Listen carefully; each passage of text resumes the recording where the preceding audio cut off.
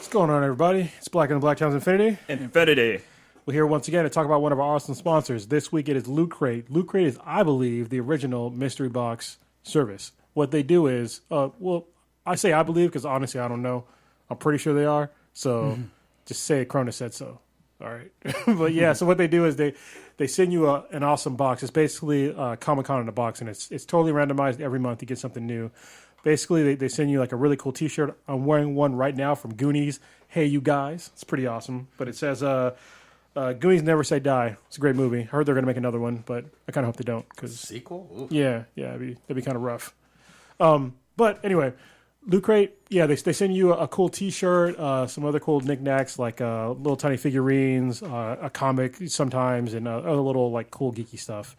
They also have different levels of service and different kinds of Loot Crates. They have like a Halo Loot Crate, Anime Loot Crate. They have a Loot Gaming.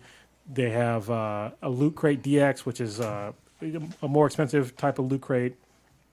They also have Loot Crate Pets that Stitch gets. You still getting it right? Yeah. You get awesome like dog toys, dog shirts, collars, trinkets, treats. It's really fun. Dogs love getting it. They even know where the box is that holds the treats. They're constantly looking on top of the fridge. And I'm just like, you got them ration the treats. And it's quality stuff, right? Yes. Awesome. So yeah, if you go to trylootcrate.com/BTI with the promo code of Bridge10, that's the bridge as in you're walking over a bridge, and the number 10, you will save yourself 10% on any new subscription. Once again, that is trylootcrate.com/BTI with the promo code of Bridge10. And now, on with the show.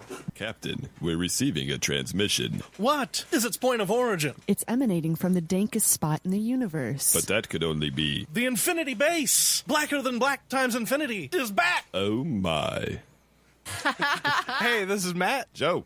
And Becky. Host of pre-recorded live from the Mistake on the Lake, and you are listening to Blacker than black times infinity. There is a story so strange in its implications that it defies ordinary classification.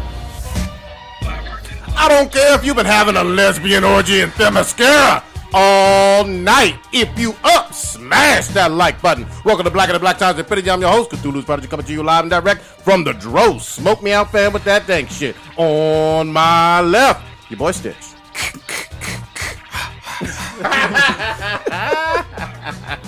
That's your intro. All right. I'm on the far right. Engineering on the ones and twos. Chuck Blues on the threes. Sports Kronos. 1, 2. Cronus coming for you. I'm going to keep it going with the theme. Oh, yeah. Friday the 13th. I love it. In the middle, we got the oldest ninja in the world, Old Ninja. The only podcast to take dankness from the end of infinity and bring it back in real time. You just took that from somebody. I did. I'm going to shout them out when we're done. Last but not least, we got your boy Blue. Leroy, who is the master? Show enough. Damn. Starting off with the Nigga catching bullets with his teeth. So shout out to Maine Nicholas for that my intro. Very good. He's in the Infinity Vault right now. See, you know what that means, Maine? Either Old Ninja didn't have an intro or yours was just fucking better. Yeah, So there you go. There you go. Yeah, for my intro, I think The Last Dragon 20-year anniversary was today or something like that. God damn, I really? think it was 32. Something No, like not 32. That. Maybe Like 30, 40 years, something? I don't know. They said it was 32, but I was movie, like, what right? the fuck? Yeah, then it's 32. All right. Yeah. So, Yeah, but you can buy it on Blu-ray and DVD at Best Buy and shit or Amazon. Goddamn. How we getting sold, man? I know. For reals. Who we got for the listener of the motherfucking week? Listener of the week would be Mr. I hope I say this right. McSasamy. Goddamn. All right. That's pretty awesome. Thank you for listening so many times. We hope you enjoy the podcast. And first to comment in the chat room would be Jonathan Spirulli. God damn, I'm fucking your last name up. You know the fuck I'm talking about, Jonathan. We see you. I have no idea why I'm fucking up your last name. And thank you, My High Blur, once again for donating. If you are in the chat room right now, and if you look down below, there's where it says say something, there's a little $sign. That's where you can donate to this podcast, help us do this a little bit easier. So The lights on. Yeah, it's not required, but we definitely appreciate it. Always appreciate it. Anything would be nice. So. Yes. Chicks, you can send your nudes to I said a Spruill. All right, Jonathan Spruill. There you go. Who we got in the RIPs? So RIP to Greg Allman, frontman for Southern rock group the Allman Brothers. Died at the age of 69. Greg and his brother Dwayne formed the Allman Brothers in a racially integrated band back in the late 60s. The Allman Brothers produced such classic hits as Don't Keep Me Wondering, Blue Sky, Rambling Man, and Midnight Rider.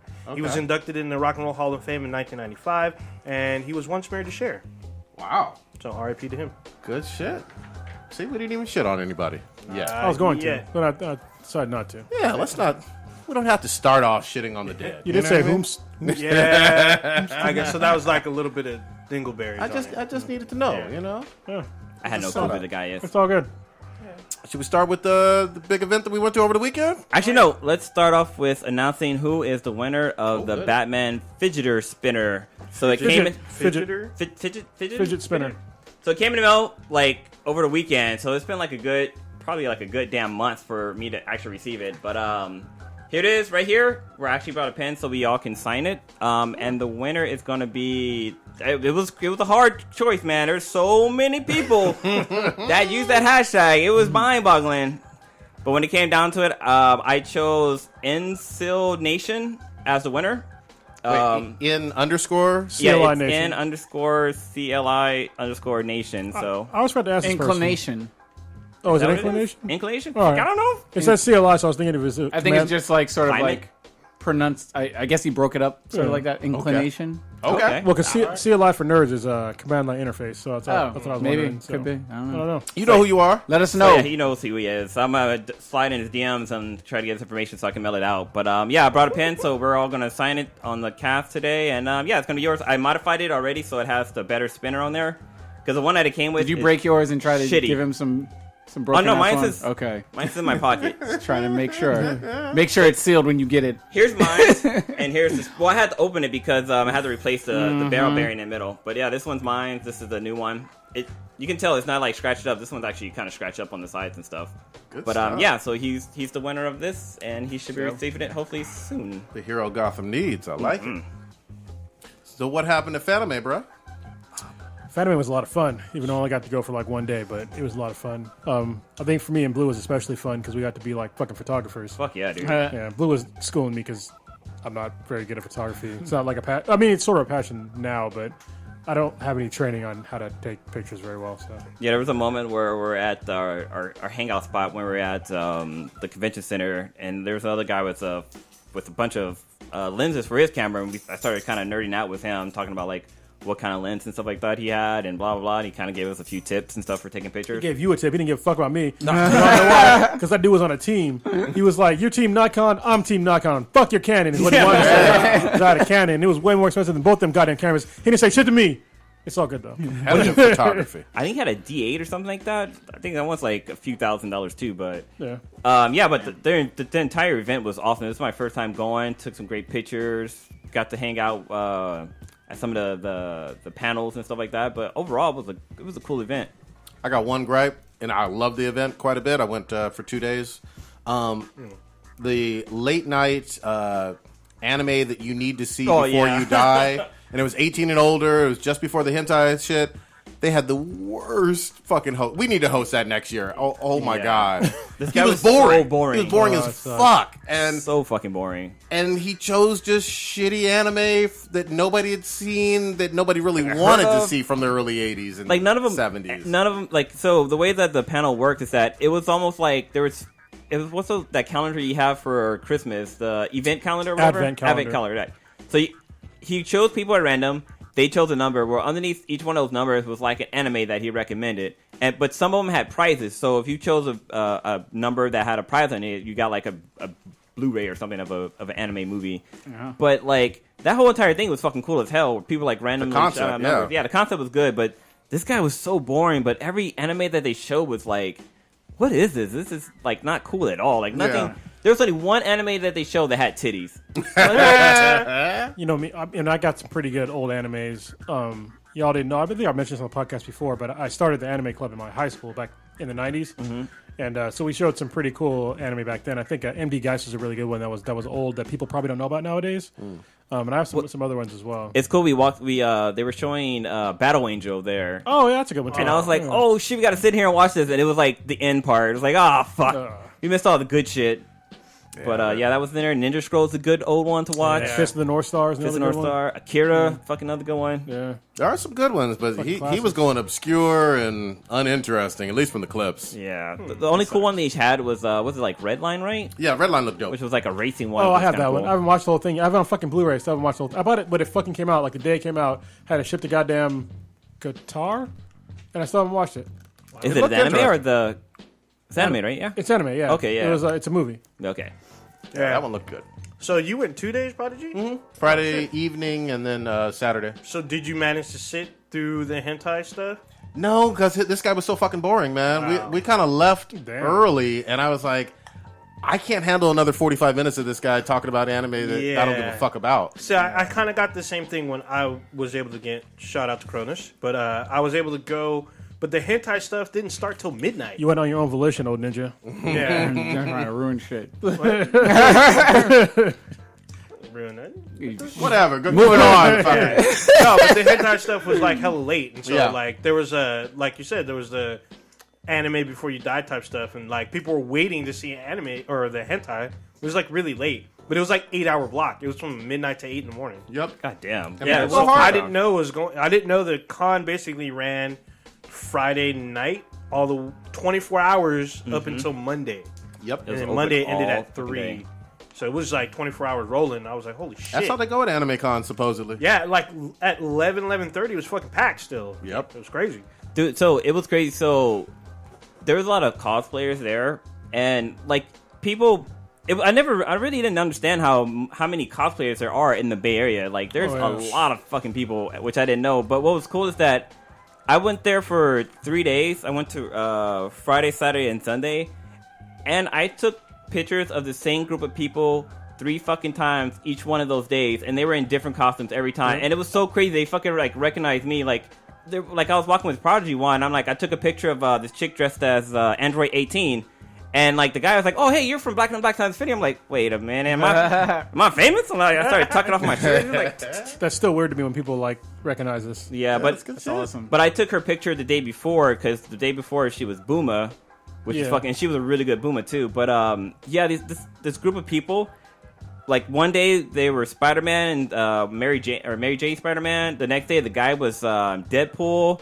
The chick was the Harley Diva, which was Yeah. fucking dope as hell. Yeah. Then like another day she was Silk, and then like the guy was Homecoming Spider-Man, and his fucking costume looked dope as fuck. Dude, people were like legit like cosplaying out there, which was ridiculous. My thing is, I believe people don't put Overwatch in the category of like a game anymore. It's just an Exactly, anime right? Yeah. for all intents and purposes. Yeah, I felt like there was more Overwatch cosplay than fucking anime there. Well, dude, they had I heard that they had an Overwatch meetup, and there were so many divas there. There was more divas than there were like damn near people almost. She It was was fucking crazy. popular, man. It was I ridiculous. feel like she could have been on the cover of the goddamn game over Tracer easily. You know? Oh, yeah, yeah. I think I've seen like maybe 4 or 5 tracers there. I've seen 15, 11 different kind of divas It's there. funny how there was different quality. I mean, not saying that there was low quality divas, but there were some that we're all used to seeing like the spandex diva. But there were some that had like a legit like multi-piece like pleather or leather outfit. Oh, yeah. I was like, damn, that cost some fucking money. Yep. And then that diva Harley Quinn crossover, that was pretty fucking dope too. Yeah, that chick was actually she was really nice. Like Yeah. I got to talk to her at the hangouts. What's it called? Tranquil? That's the name of the bar? Oh, Tank. Tank. Okay, that's Yeah. what it is. Yeah, I met them at Tank, and like I talked to them a little bit, told them about the podcast and everything. So yeah, shout out to them. That fucking bar is like where we meet like the coolest people. That's where we met Ella Darling. Ella Darling, 5-star and Kavai. Like, and we met a few of the guys that were talking about the cameras with you. Oh, yep. Yeah, and there was another guy that we were talking about anime that was there too. It's for some reason when we go there we meet cool people. Oh yeah, it was cool spot. because at the Tank, they had a special menu named after anime characters. So like cool. they had Ulan and somebody else. I can't think of the name, but yeah, they had 3 drinks that were named after anime characters, and they were actually pretty good. I really like going to that spot. Good fucking shit. Yeah, DopeCon. I want to go next year. Have all of us go, and I want to do some fucking panels there. Oh yeah. Because we got enough recommendations, and we could put together some fucking clips and do Well- a much more exciting. What's really interesting, like some of the, or at least the panels we went to, like there'd be like one person talking, but then like the room is fucking gigantic. Like the guy who was talking about the movie reviews and stuff. Yeah, I can't remember his name, but yeah. Yeah, but I think I guess he was somebody important, but I never recognized him. He might have had a TV show. I can't remember. Another funny thing about the con, Cronus and I were walking around, and there was like a DJ spinning, and so we kind of poked in there. Like, I would say I'm a huge anime fan, but like anime fucking fandom there was like mounts and bounds above us, because we walked into this room and like there was a DJ spinning, and people were like fucking like dancing and shit like to the DJ, but like they were dancing to like they had a dance step in their heads that they were dancing to. It was like Bollywood, y'all. Like you walked through a fucking Bollywood. It was like coordinated. People were like dancing, and then they'll like tap out, and like another group will come in or start. It was almost like people were doing like the electric slide or some shit, dude. Yeah, it was I wish I had seen ridiculous. They did that. Oh, they were doing that outside too.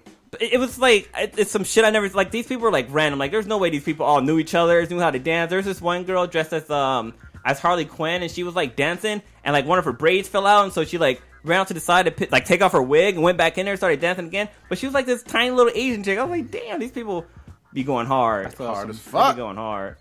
But yeah, I can't wait for next year. This was a lot of fun.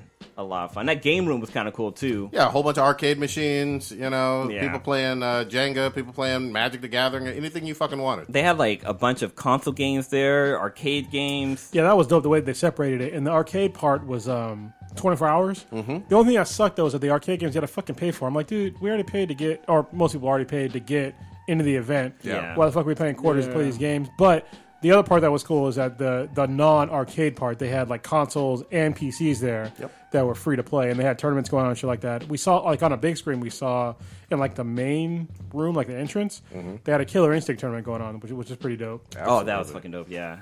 But it was interesting when I was walking around there, something caught my ear, and I was like, what the fuck? Are you fucking serious? So I go over and they have, I can't remember, it's that one dance game that you can play on the Xbox where it uses the front interface lens or the infrared stuff.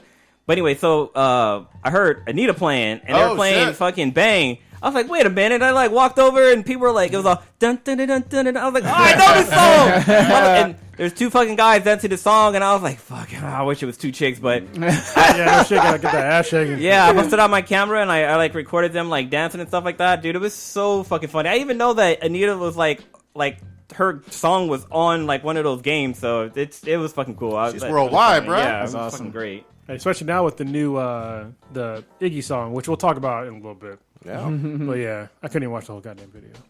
You want to get into Anitta on Jimmy? Yeah, Well, it was more Iggy than Anitta, but I couldn't Yeah. get to the part where Anitta was on, and so I gotta keep it fucking 100. All right. So I was really looking forward to seeing the video Anitta switch. It was Iggy Azalea featuring Anitta switch, and y'all know we're a huge Anitta fan, and I'm sort of an Iggy Azalea fan, but so I was a fan of hers from the start, but then the more and more that I heard her music, I was like, she's basically ripping off of the Brat style. Like, and it's very obvious the more you listen to the Brat and you listen to Iggy Azalea. Good. Yeah. Yeah, there's like the styles are very similar, and it's to a point to where it borderlines on offensive to me now. And so the beginning of the song Switch, Iggy says, "Kick in the door, kick in the 450," and I was like, okay, so you just ripped off of one of the biggest rappers of all time. You know, kick in the door, you know, Bring in the 4-4 instead of the 450. Don't hit him no more. Yeah, and I'm like, you can't fucking do that. I mean, that's not cool. You know what I mean? Yeah, I mean, if she would have like gave it like a quick little note out to whoever originally said that'd be cool. Yeah, but she knew Biggie. Like I've heard Jay-Z do a few quick blurbs from Biggie, but obviously they were cool. Yeah, they actually knew each other. You know, and they did songs together. Drake does the same thing though. Yeah, and I blame him for that shit too. He ripped off a whole fucking verse from somebody. They're saying it With was Rappin' Forte. Yeah, Rappin' Forte, and then he does Too Short. Yeah, fuck that. Yeah. Like, you guys need to be original with your shit. Stop ripping off of older artists that are bigger than you. That's not okay in my book. And you know me, I don't fucking necessarily subscribe to cultural appropriation, but in this instance, I have to say that not only did you culturally appropriate, but you just ripped off some other dude's fucking lyrics, and that's fucking gross. Yeah. Dead rapper, But too. the one problem I had with that entire fucking performance on Jimmy Fallon was that Anitta was on the stage for like maybe a minute, and she fucking walked off the stage. Like I blinked and turned away, and I was like, wait, where the fuck did Anitta go? And like I had to rewind it to see like what the fuck happened. And she like walks off the stage. I'm like, what the fuck? Like how do you have somebody feature on a song and then have her like walk off the stage? It's like that's some bullshit. Usually, if you have somebody featured, they're not in the whole fucking song. But Right? she's She has to be on stage. I think so. Blue was just mad But because no. he didn't have enough time to fap. she has lyrics in the song where she's doing like the hook or whatever. She wasn't on stage for that. Like she was Goddamn. off to the back singing that part. It's like what the like Maybe it's some audio problems or mic problems. I don't know. I don't know, but I was like, what? Where might need to go? Yeah, how is her English still? She sounds sexy as fuck speaking English. God damn. I mean, she speaks Portuguese. She still sounds hot as fuck. So Ain't nothing yeah. she do that ain't sexy. Because, like, as we know, the girls, damn, I can't think of their name now. The ones that do K-pop from LA. Coco They don't- Ave? Yeah, Coco Avenue. They don't speak Korean, but yet they sing in Korean. Yeah. So. well, fucking Could be Justin the same Bieber case. tried singing in Spanish and fucking fucked up when he had to do that shit live. Fuck him. Couldn't remember the goddamn lyrics. But yeah, I mean, I like this song. I mean, it's catchy and stuff got a like great that. beat. But you know, I just mainly wanted to listen because Anita was on there. But But it's Iggy's song featuring. Iggy. Okay. yeah, it's Iggy's song featuring Anita. Which is fine. I mean, as long as we can get Anitta in America, I don't really give a fuck. I think she would do great in American pop culture. She just needs, an in, and I guess this is going to be her in. Unfortunately, it's not the greatest song, but I mean, it's okay. I mean, as long as we get her here in America, I want to see people appreciate Anita's music. Yeah. And she's pretty badass. Yeah. So And she has potential to be like the next Selena, not Selena. Yeah, Shakira. Yeah, in there you America. go. Yeah. But for people who don't know who Anita is, she's this sexy, beautiful pop singer from Brazil. She's got great vocals. She's very talented. So if you want to check her out, definitely look up at her YouTube videos and learn more about her. Bruh, and buy her put your album. dick away. She's super hot. Oh, actually, hold on. I can show you how super She's hot short as she fuck is. too, because when you're watching her Yeah. perform, she's like, Probably like 5'2". yeah, she's Abdul real shit. tiny. Yeah, she's real tiny, but she is super, super talented in multiple ways. And her songs are super catchy, even in Portuguese. Hell Yeah. yeah. I actually have the English version of Bang on my laptop. Good shit. Yeah. I've been waiting for us to do a react to Oh, it. you're going to show a picture to the yeah. folks in the chat? Yeah. Y'all better get ready. Damn. Get ready for Oh! this thickness. Nice. Y'all ain't ready. I hope y'all guys I'm ready ready. for this. Drop it on them. Ready? Pull it up right now. Kapow! I can't blow it up, but that's yeah, she's very hot. Yeah. Very hot, talented. She's talented. Yeah. Yeah. Not just that she's hot, she's talented. She's been around for a couple of years now too, and down in Brazil. So definitely check her out. If you know who she is, definitely let her know about us. I'm about to get lost here. Scrolling through. He's in the sunken place. While he's scrolling through, part of the intro for almost all of you guys had to do with Friday the 13th. Who's playing it? Can I hear some review? Can I hear some impressions? What's up? I actually, unfortunately, haven't played it yet. I'm going to play it because it looks. Well, what I've seen so far, it looks fun, but there's some technical fucking problems Yes. that I've seen. Yes. And You those are like, you have to talk about those. Yeah, you played it. What's up? I guess I'll go with the bad first or whatever. It's has a lot of issues with the servers and stuff. I mean, Some of the facial animations too. yeah, it's a $40 game. What type of game is it? It's Set it a up. survival horror game. Okay. Essentially, you can either party up with people that you know, or you can go into the matchmaking process, which there was issues with that, but they've been constantly patching and repairing and stuff. You essentially go into a room with it'll be 8 total people. You go into a lobby. You just matchmaking. If you're in your own little party, you can go in with a group of 4, and they'll matchmake you. When the game starts, one of the persons will be Jason, the infamous killer from Friday the 13th with the hockey mask. So wait, if the person that's Jason, is it all random who they pick? It's random. Okay. Unless you're in your own private group, then you Okay. can choose. All right, I want to be Jason. Okay. And everything. But other than that, it's sort of random. So you have like I guess a 12% chance of being Jason. The rest of them are counselors, and you can choose different counselors. Each counselor has its own attribute between being really fast, having high stamina, being strong, luck.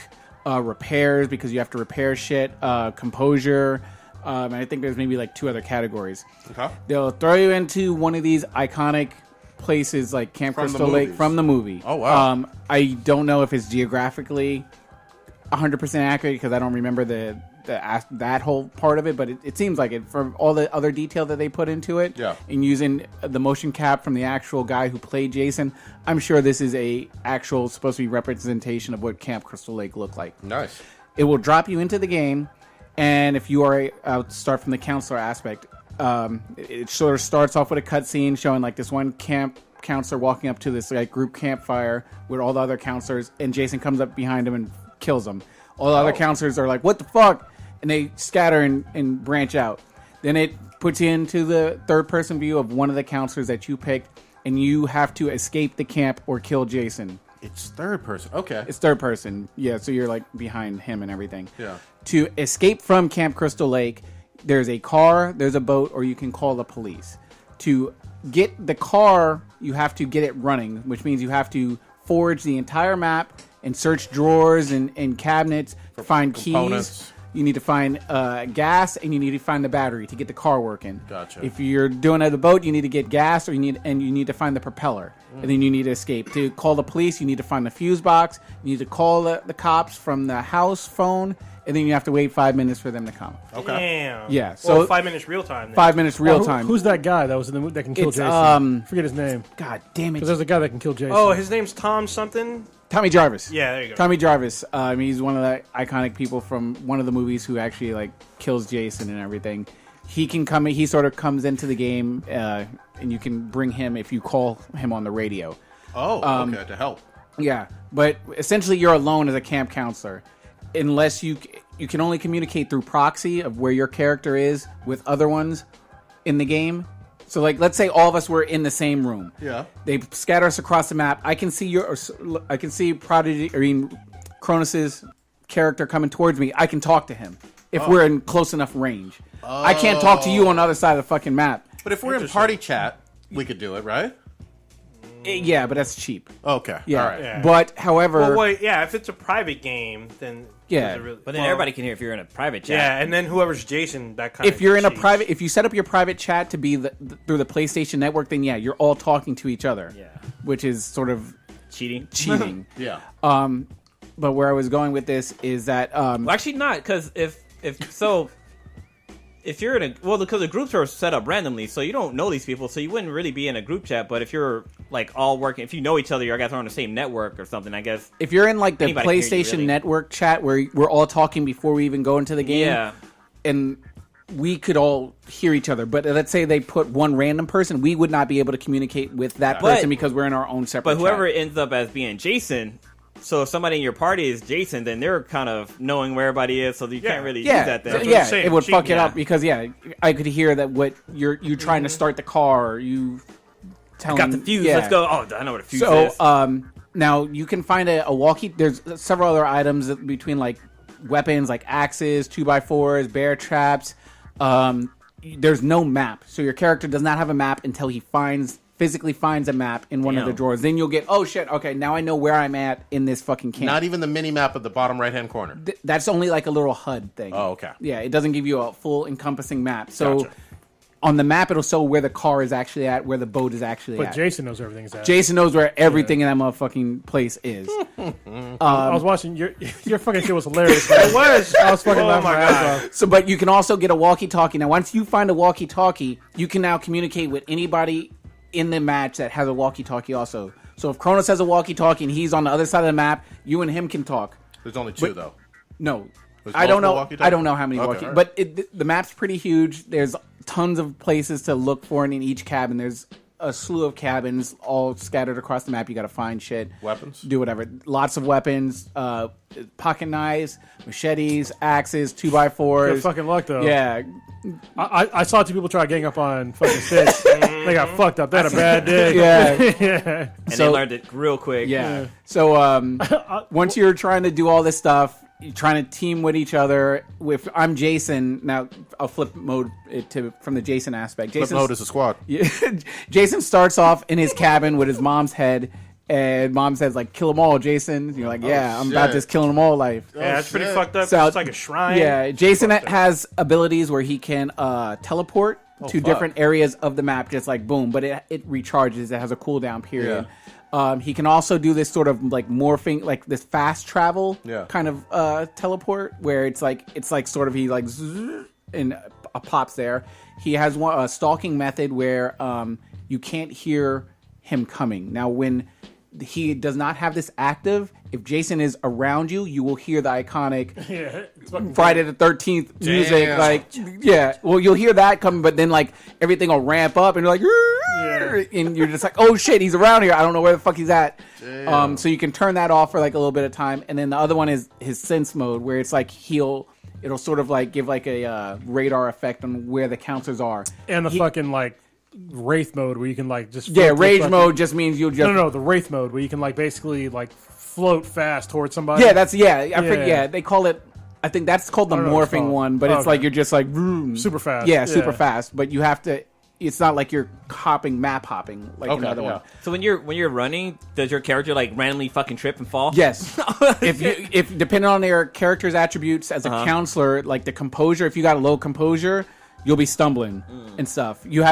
Jason has unlimited stamina, so he will power walk all day. The counselors can sprint and run, but they have a stamina meter. So once that goes down, they'll be like, and that's when Jason will start making up serious ground on them. So if you're a counselor, you can run and out sprint them, and you want to try to get into a house, lock the door, rest up a little bit, get more stamina, then hopefully hop out a side window before Jason busts open the door and fucks you up. Quick question.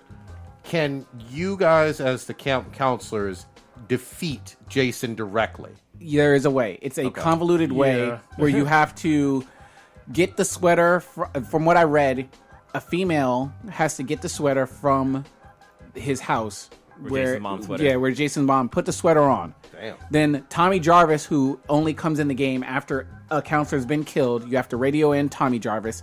He would come in, and then when you're stunned him with the whole, oh, I see my mom's sweatshirt thing, if Tommy shoots him with a shotgun, I think it knocks off his mask. Oh. And then he starts to take, I guess, serious damage, but Jason still can fuck you up with just one.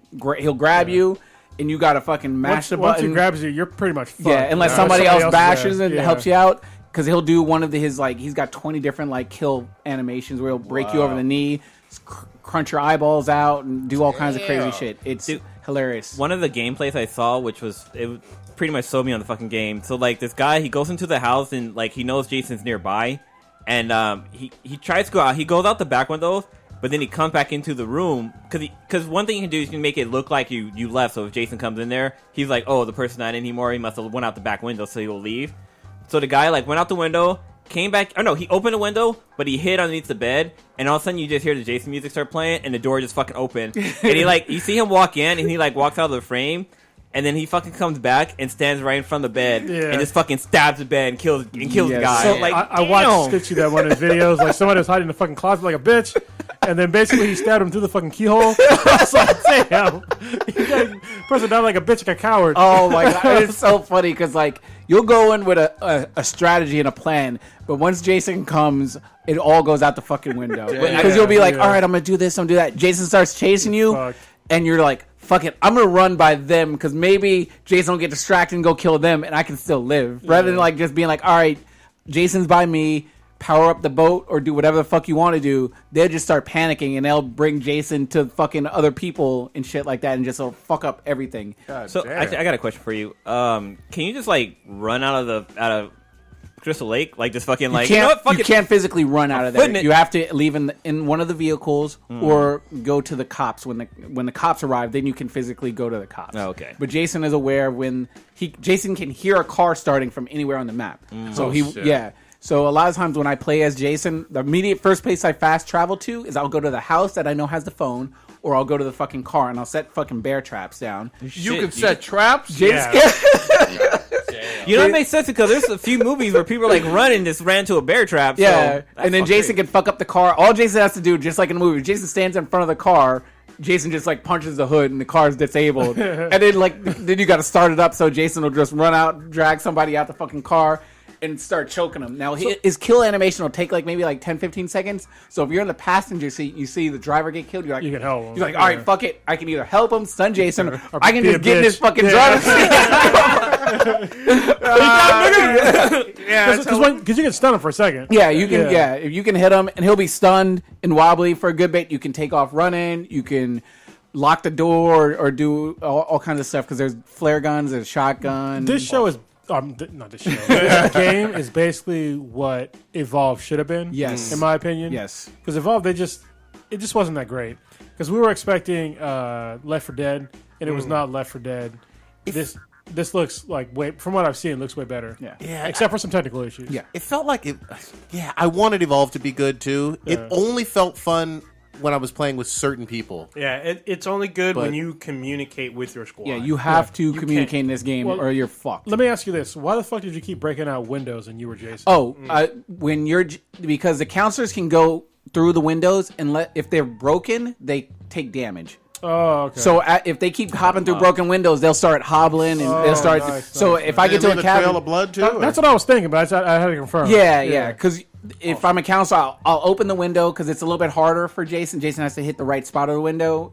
So I'll go in through a cabin through a window, leave it open, barricade the door, and then I'll search that house. He can't go through the windows. He can't go through windows. He can throw. He has throwing knives, but you have to be kind of accurate with that. But Yeah, I saw you kind of fucking it up. Yeah. But you got some good hits. yeah, but it's essentially Jason will try to bust through the door, and you want to when Jason's busting through the door, you want to try to figure out. All right, I know he's coming through this door. I'm gonna go out that window and piece the fuck out. But a lot of some of the hints that I'll do is because when you're close and you're playing as Jason, you can hear them screaming over the mic, trying to be like, "Oh!" and they can hear you. So I'll fuck with them, and I'll be like, "Oh, Jason's at the front door now. At the front door, go through the window." And I'll have a fucking bear trap out there, and I'll hear it'll go clink, and it'll let you know. I'm like, you dumb motherfucker, got your ass. And then I was just trolling all kinds of motherfuckers. It's so much fun. What's your favorite kill that you've either seen or performed playing the game? Well, there's several different Jasons. I think there's 5 or 6 different types of Jasons, ranging back from Friday the 13th Part 2, where he has the potato sack thing, to Jason Part 9, where he's sort of had this mask where it's kind of out the side of his head. Each one of those Jasons, he has a different hand weapon. He's got an axe in one, a pickaxe, machete, a spear. What the fuck happened? Keep going. Keep going. A spear, and then a Oh, you don't have the adapter in your camera. It is in the camera. Oh, I don't know what's going on. Okay, but I choose the Jason with the spear because even though he can't run per se, he does his little normal walk. He doesn't have a trot. He has his morph regenerate, so I can do that fast travel more often. Whereas if they are getting away, I just need it to regenerate, and I can just zoom and go right in front of them. My favorite one is when I'm with him with the spear. I have the counselor, and then I throw him on the ground, and I put my spear into the ground, and then I take his head, and I force his head onto the fucking spear that's into the thing, and it just goes in slowly. Yeah. It's my favorite one. There's another one where he rips off someone's bottom jaw, which Damn. comes out pretty cool. That's but those are probably my favorite ones. Do you get to fuck up anybody that's having sex? Nah, they're not having sex because they about know to. it's. I mean, there's some slutty girls it's some. A girl in booty shorts. Yeah, booty shorts. There's the typical jock guy. There's a guy looks like he's on the tennis or the crew team and stuff. But it's a thoroughly fun game. Lilo is playing it, and Lilo does not like to talk on the mic, but she was enjoying the game. I was like, you have to fucking communicate with these people because if you have the gas can, you need to know if somebody else has the fucking keys, or is it just me looking for the keys and somebody else has the fucking keys. So she eventually started to realize that, all right, I need to communicate with these people, and she's been playing it almost as much as I have. She's thoroughly enjoying it. Nice. It's I'm highly going home fun tonight and fucking picking it It's up. $40 on the PlayStation Network. I assume it's $40 also on the Xbox Store. So you're not paying a full $60 price, which I understand because it's essentially each match is 20 minutes, so you have to survive for 20 minutes. If Jason doesn't kill you for 20 minutes, you win. So that's another way you can win. So each game each match is 20 minutes. It's fun. I've added about 15 different people on my friends list just on because when you're playing with them, you have to use teamwork. Where Borderlands is another game where it's fun co-op. Yeah. But it's not essential to survive or to kill people. being able to kill people if you're not communicating in Borderlands as it is with this game. Like if no one's got a mic, essentially, if you're in a lobby, you're asking like, everyone got a mic, all right, we're good. 'Cause you don't want anybody in the group that doesn't have a mic. Yeah, you're just like, what the fuck? What are you gonna do? You can't do shit. But yeah, they're been patching stuff to help with the matchmaking. And then another thing I don't like is if the hosts leave, like the whole little party thing shuts down. They need to figure out how to migrate the host. Yeah. So hopefully they will patch that together.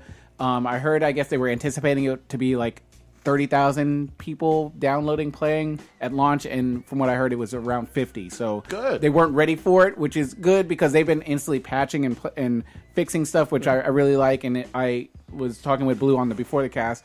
It's a genre that I think it could be tapped into a lot better, and I hope that other people, like other game developers, see that this is a really viable way to make money, and it's something that keeps people interested. And I've been playing, as you've seen, all weekend long, just non-fucking stop. I'm just like, God damn it, I got to shower now. It's just like it's so much goddamn fun. I've been twitching it out. I'll make sure I release the Twitch streams and stuff like that. But just follow us on Twitter, and you'll see when I'm twitching and playing live. Yeah, we do both. Yeah, and jump in. Hobby was watching. I can't wait for Hobby to get it, but we all need to get on that game because we got fucking 5 people right here, 6 with Hobby. Yeah. That's a squad. Yeah, that's a squad. $40, that's worth it. And the same thing about Battlefield 1. So the reason why this game got some hype amongst like nerds is because Adam Sessler was actually attached to the project. Yes. Yeah. And Adam Sessler, if y'all didn't know, he was a co-host of X-Play on G4 TV and Tech TV way back in the fucking day. Way back. That's when Tech TV was in the Bay. Yeah. So I still hold him in high regard as far as gaming reviews and stuff like that. So He knows his shit. yeah. So I think if the game has technical issues, he's gonna make sure they're gonna get fucking fixed. So It's really fun. I don't want to rate it yet because there's so many technical server issues going on. But in terms of like the fun that I'm having, this is like a 9.5 for me. Like I am definitely going home to pick up this game. So much fun. Yeah, if you get on, I'll play tonight. It's digital only for y'all. I think it is. Oh, yeah, because I looked up on Amazon. They were like, "Jason, what? Friday the 13th, what?" And it was just like, it's all the movies. Yeah, but I found it on the PSN on PSN. So I don't know. It's on Xbox and shit like that. Yeah, so it's only on all of them. It's only available on PS4, Xbox One, and PC. Yeah. And you get a theme with it also included. If you're a real big Friday the 13th night, you get one of those interactive themes that you can download with your PlayStation. Did you pre-order Stitch? I didn't pre-order it, no, but I heard there's something. There's a Tom Savini designed Jason. If you pre-ordered, and he has particular. The one where he's on fire and shit. Yeah, that one looks pretty legit. I can see that. So you can only get that if you pre-ordered. So unfortunately, if you see someone with that, apparently he has like baller ass skills. So just be on the lookout for Jason on fire. Yeah, I'll be on tonight playing. All right, fucking for sure. So wait, before we switch gears, I just want to actually, since we were talking about Friday the 13th, what's your favorite Jason kill from the Friday the 13th franchise? Oh man, Because there's a lot of them. I've seen this one. This one is one that's actually in the game because they use all the kills in the game are in the movies. And stuff. I think the one where he takes the sleeping bag and just fucking bashes it against a tree. Well, yeah. Yeah, I got killed that way because I was like, well, maybe he'll just keep checking the houses. He won't check the campground. Wrong. That was one of my favorite ones. You got one? One of my favorite one. There's a scene where a guy he's mad at his mom for some random. I can't remember what the reason why he was mad at his mom, but he's like riding around in a circle on his motorcycle. And it just keeps going around in circles, and all of a sudden you see Jason's machete come out of the bush, chop dude's fucking head off. I was like, oh shit, that's fucking great. There's one where I don't know if it was a couple or if it's a dude, and they're or just like a dude by himself, and he folds the bed. And dude just breaks. Yeah, he just comes up and folds. It's like a twin bed, and he just folds it. I remember the one where it's like he's having sex with someone and he just spears them both. That's fucking so shish that kebab. scene is in. Was the guy like laying face down? Yeah, he's laying face down. Okay, that's he was like humping the girl. Okay, And like the girl was like, ah, Yeah. and he just fucking so shish kebabs him. That one is on the title screen that I saw. Okay, it's one I of the see that. screen. Yeah, you see two people in a bed, like they're just about it, but Jason's standing in the doorway, and you see the machete, as if he's about to stab right through. It's pronounced machete. You got one? Machete don't You got one, catch. Kronos? I do not actually. I can't fucking remember Friday the 13th movies. Sorry, I only have so much room in my brain. A lot of it's full of like super nerd shit, like data corruption and shit like that. So yeah, Maybe your brain's been data corrupted. yeah. Where we going next? Do you have one? Actually, before we move on, I have to tell you how fucking Chinese this goddamn thing is. So I'm holding up Blue's fidget Taxi. spinner, and I'm reading it, and it says, "Best Let's Fight Together." And I look on the back, and it says, "Game Gifts Big Run." What the fuck? It's like bad translation. Yeah, that's fucking great. I Really love fucking shit like bad. And that. then like the And Batman's not even on the back. It's fucking Arkham Knight yeah. from the movie. Oh, wow. And on the front there's Batman, from but the on the game. back it's Arkham Knight. It's awesome. And Who then is Jason Todd? you see where it says like best? What does it say there?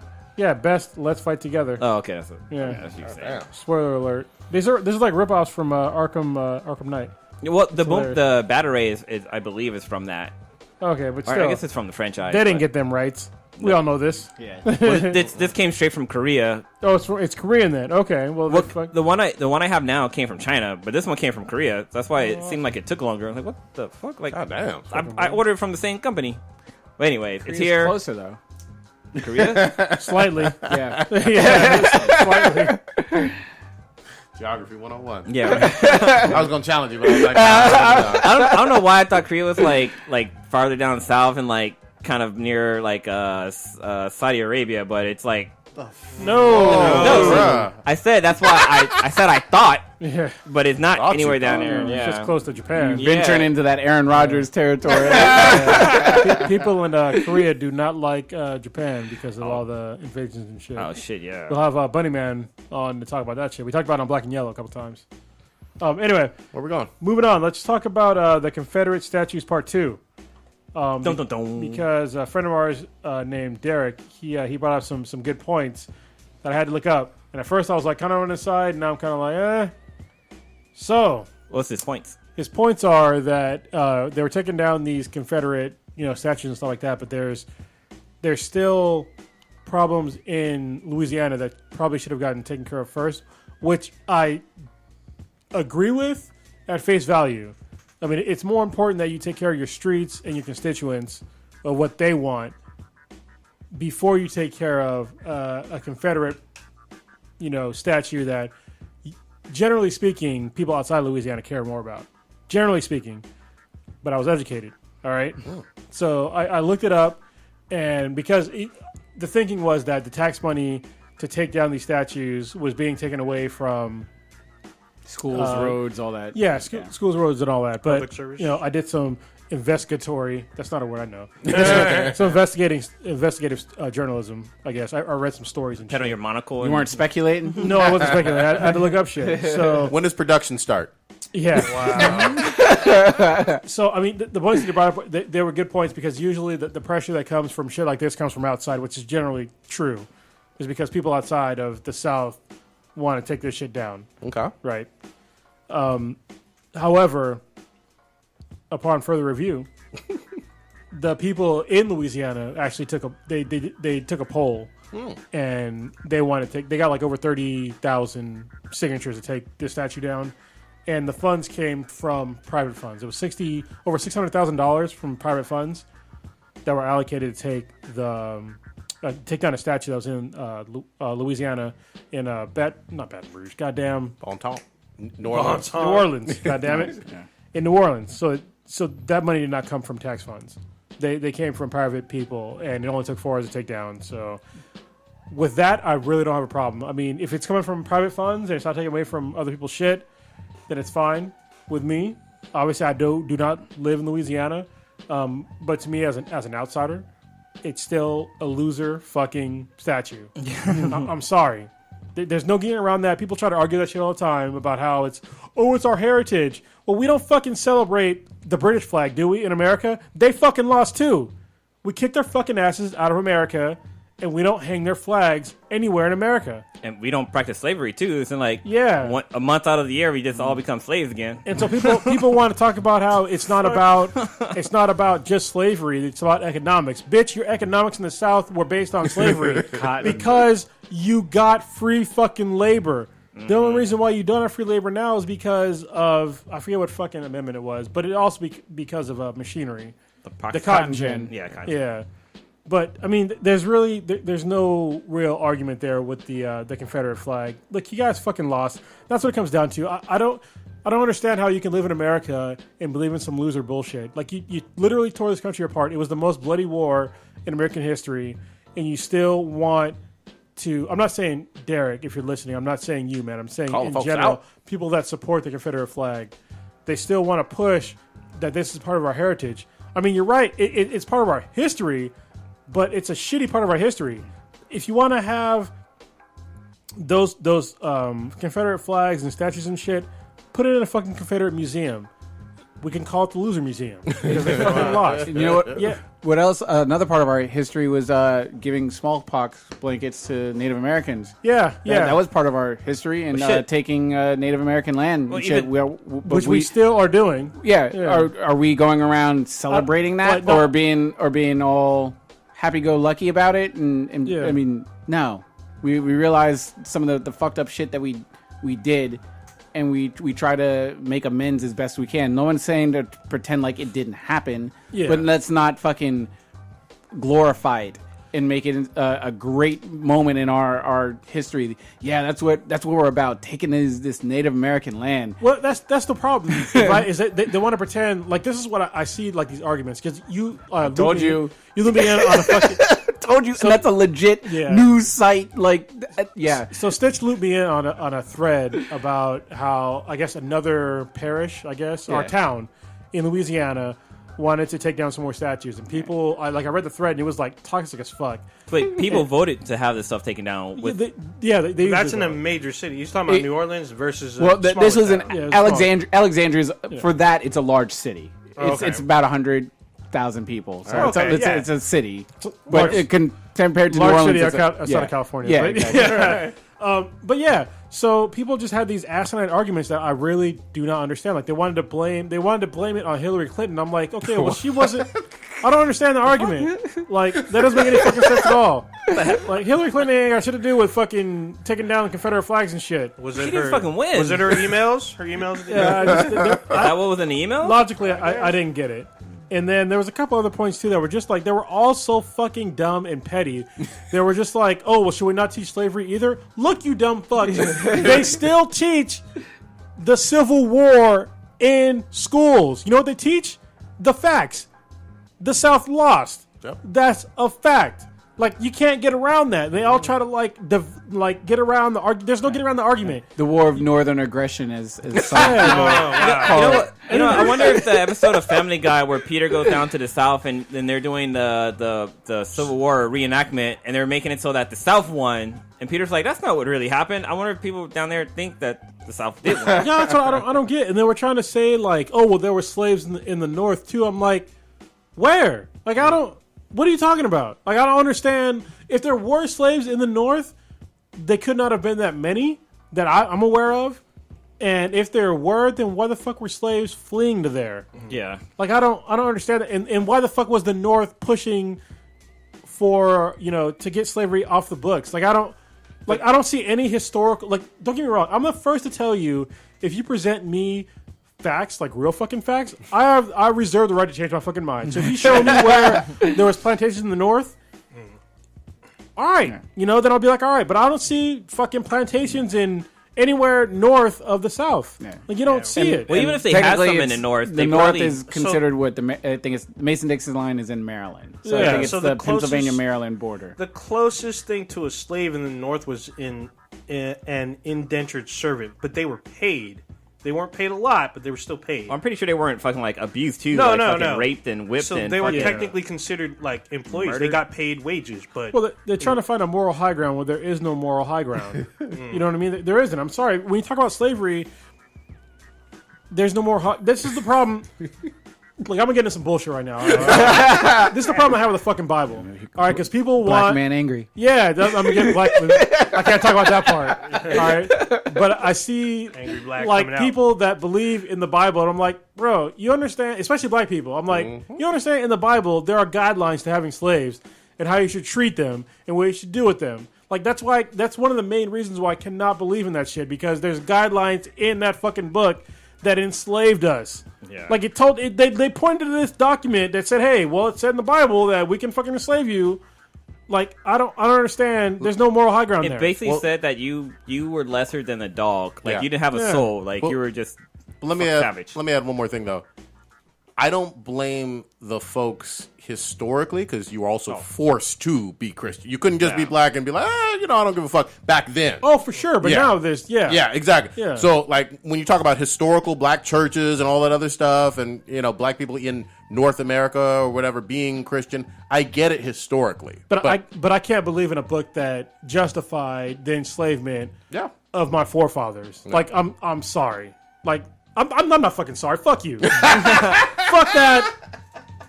There's no excuse for that shit. Where's the reparation? I want fucking. I don't want reparations. I want fucking.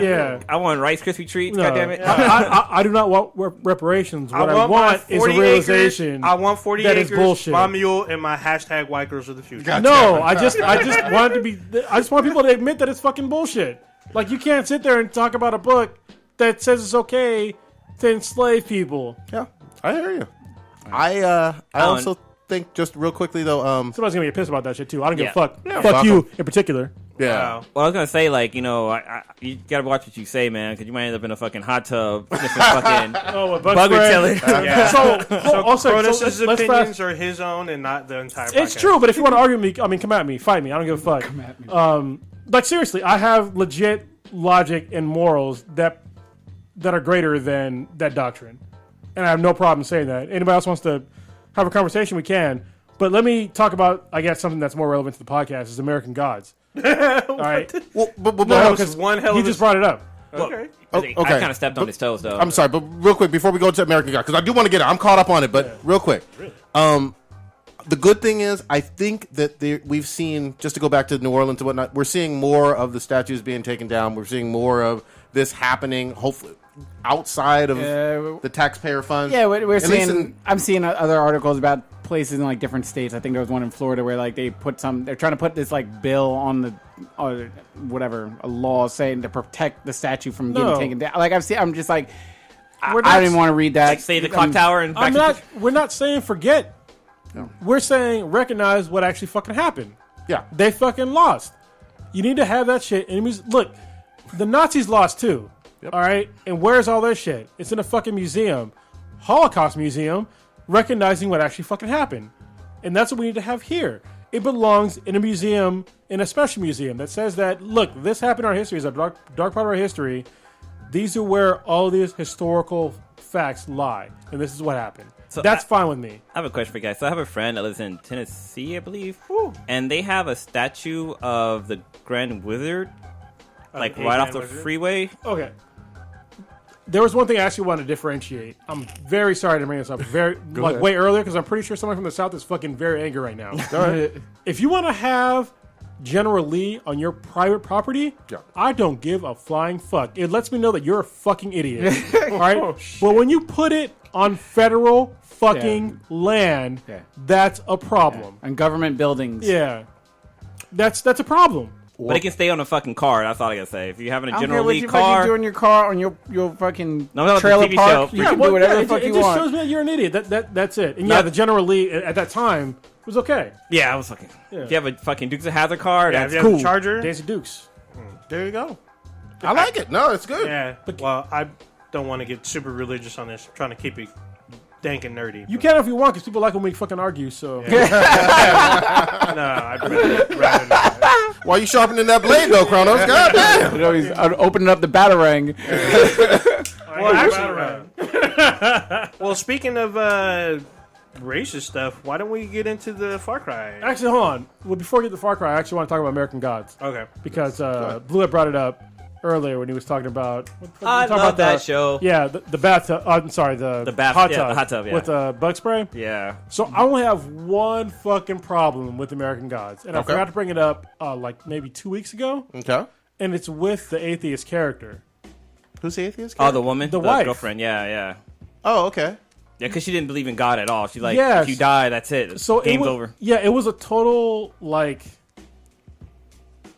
almost like not a fuck you, but it was like there were tropes of what atheists are, right? So they made it seem like because she was an atheist that she didn't give a fuck about life in general, and that she didn't give a shit about anything. She had no moral compass. Yeah, no moral compass. And that's what I had a problem with. I'm like, look, atheists aren't really like that. Well, I didn't get that I didn't impression take from that. her. I didn't take Yeah, that from her. No, you got to rewatch the episode that she was in because she just didn't give a fuck. Like she was like, "Oh, all on board, fuck you." No, I hear you on that. Yeah. She was an asshole. She's Yeah. a terrible person. I hate her at first. But she didn't go to hell or a quote unquote punishment in the afterlife per se. No. That part is, to me, it's irrelevant. It was the parts before that, leading up to that, where she was basically, she had nothing to live for, which is like what a lot of religious folks say about atheists. That Okay. yeah, and that was like very like evident to me when I was watching it. I was like, what the fuck? Like it was weird to me. Like most people probably have no idea what the fuck I'm talking about. But like a lot of people think that atheists have like nothing to live for and that they're just bored in life and why are you even here? Why don't you just fucking kill yourself? And that was very evident. Like just take what I just said. That's very evident in that character. Yeah, I didn't get that's that true. impression. I just didn't associate both things. Like she is an atheist, or she's either atheist or agnostic. Who the fuck knows? And she's definitely a shitty person, and she definitely doesn't give a fuck about her own life. Yeah, and make shitty decisions. And that's what most people think about atheists. I mean, seriously. Okay. Well, for me, I got the impression that she just kind of was bored with her, not like living, but with her life. Like she just fucking like went to work, came home, and that was it. Like that was her whole entire day. And I felt like she was bored with that routine. But the thing with the bathtub part, I guess she was the hot tub. Like I kind of thought she was going to get high. Like she went out in the hot tub and she's about to fucking get high as fuck. But I didn't really think she was trying to kill herself. But I was like, okay, yeah, maybe it's she borderline. is. Well, for me, it was because she didn't understand like what life was all about, and that's what the problem is that people think that because you don't believe in a higher power that you don't think that life is worth living. But that's the very opposite of what it actually means. Like I hold my like in life. For me, this is all I got. Yeah, like, I don't believe in an afterlife. So it's fucking very important that I stay here. You know what I mean? Make the best of it. Yeah, that's why I think they kind of missed that. But I mean, it's my small complaint. No, I hear you. That's it. And here's the thing: the great thing about this show is you can interpret things very differently. There's a lot going on in these episodes. Yeah. But no, it's a valid take on her. Mm-hmm. But I'm just fucking blown away by a whole lot of other things about her. Yeah. Like when they gave what's her name? I feel like we keep calling her because she's like dead wife bitch. Yeah, I can't remember her name. I know his name is Moonshadow. Yeah, but what's her Shadow name? Moon? Goddammit! Oh, sorry, my bad. I was saying it the Asian way. You know, you do first last name first. But like you said how they got to her, like we said they got to her. When they went into her backstory, I was like, I hate this bitch. I really fucking hate her. But then like later on, I was like, oh, actually, I kind of dig her. I love the fact that she kicked the guy in the balls so hard that his spine and his fucking skull was removed from his body. Yep. Yeah. Like she literally said that she kicked the guy in the balls so hard that she didn't stop until her foot reached his throat. Yeah. You know, I've took that she still, even in her zombie mode, didn't respect life for shit, because when she busted out of that fucking morgue, that dude was probably dead. Well, she didn't know he was outside, though. I know, but she also didn't seem to give a fuck that he was on the ground unconscious bleeding out. Well, to be honest, if you just came back from life, would you really give a fuck? I mean, she talks this game about, you know, him being the shadow, being the life of it, her love of her life, and all this other stuff, and how she was kind of remorseful with the chick, her friend. Yeah. But I think it was all bullshit. I think she's just a terrible person inside and out. Yeah. Well, I think she was terrible before, but now she that's another thing is that now she understands love for the first time after she died. You think it's real love? Yes. Really? Well, Yes. I'm a little mixed. Now, 'Cause I feel now. Well, not before. Okay. Yeah. I feel that she's like, she can see the light in Shadow, and she's like, is it Shadow or is it Moon? Shadow call him Moon. Shadow. Just Okay, call him Shadow. But Shadow. Like, Yeah. I feel like she sees the light in him. It's almost like True Blood. How what's the name was into Suki because she Fairy blood. yeah, that fairy blood. So I think she's like into him because she wants some of that light that's in him. Because when they make out for that little second, like she had life for a second. Bro, you know what I was thinking? The whole scene, I was like, "This is gonna be dead girl. He's gonna be fucking that dead pussy." Yeah. I was waiting for It's that. like, oh, I gotta warm up real quick. Yeah. Hold on. So I'm in the bathtub, just getting warm. I'm getting my lips warmed up for you. I was like, what the fuck is I going like on? how Leprechaun stole that moment. He was like, "So you're in that fucking hot water, right? Because you're gonna break down faster." I love him as a character, man. And it's funny because he was fucking It's porn stash. Yeah, porn stash. He looks way different. He looks way better now. Yeah. Pause, no homo. Just saying. But I love how he was trying to come at her to get the coin, and she was just she's like, oh yeah, he Her went fucking flying and mutant shit. powers are fucking ridiculous. Yeah, and she- the one scene where he's like trying to kill her in the bathtub, I'm like, she's already dead. And then she played dead. I called it too. I was like, she's gonna play dead. Yeah. She looks like she's all of 78 pounds soaking wet with Exactly, boots on. she's real tiny. Yeah. But you guys, I really like how. So part of the show, they have this thing called "Coming to America," where they give a story about how, I'm assuming this is how it goes. They're talking about how gods came to America, somewhere in America. Or something. Yeah, but this last episode was really cool because they used stop animation for claymation. Yeah, claymation. Or stop motion. Oh no, it was CGI. It was actually CGI. Yeah. At the end of the show, they tell you how they did everything. But what was really cool is that they were talking about how gods can die, and it's basically if people stop following them, that's it. They just kind of become mortal and just fucking die. But my favorite part of this entire fucking thing was that the guy from Back to the Future that played Marty McFly's father was in this shit, and when he walked into the room, I was like, oh my god, it's fucking. I can remember his name, but it was so fucking great. Yeah. But at first, I thought it was gonna be Mr. World. George McFly. I thought it was gonna be Michael Jackson because when he first started walking in, Yeah. the floor started lighting up. I was like, "Oh shit, MJ's in this bitch!" And then hold on, we got to give a shout out to fucking Gillian Anderson. Yes. Oh my fucking god! Thank you for being in this goddamn show. She has played 3 different fucking characters, and they're all goddamn awesome. Yep. She played fucking Lucy. She played David Bowie, and then she played fucking Marilyn Monroe. Yep. I was and they were all fucking awesome. I like how Shadow Moon was like, "Is that bitch floating?" yeah. Because she literally came into the room just fucking floating and shit. He was tripping out. So hold on, attention to fucking detail. I will give super fucking props to this fucking show because when they showed her as David Bowie, Oh yeah, I noticed that too. his fucking the left eye, I think it was. It's Yeah. reversed on TV, but it was blown out. His This iris is stuck. iris, yeah. Because David Bowie had an injury to his eye to where it doesn't dilate properly. Oh wow. And so I noticed that. I was like, holy shit. If you watch the show, Yeah. they did that to her eye. That's awesome. yeah.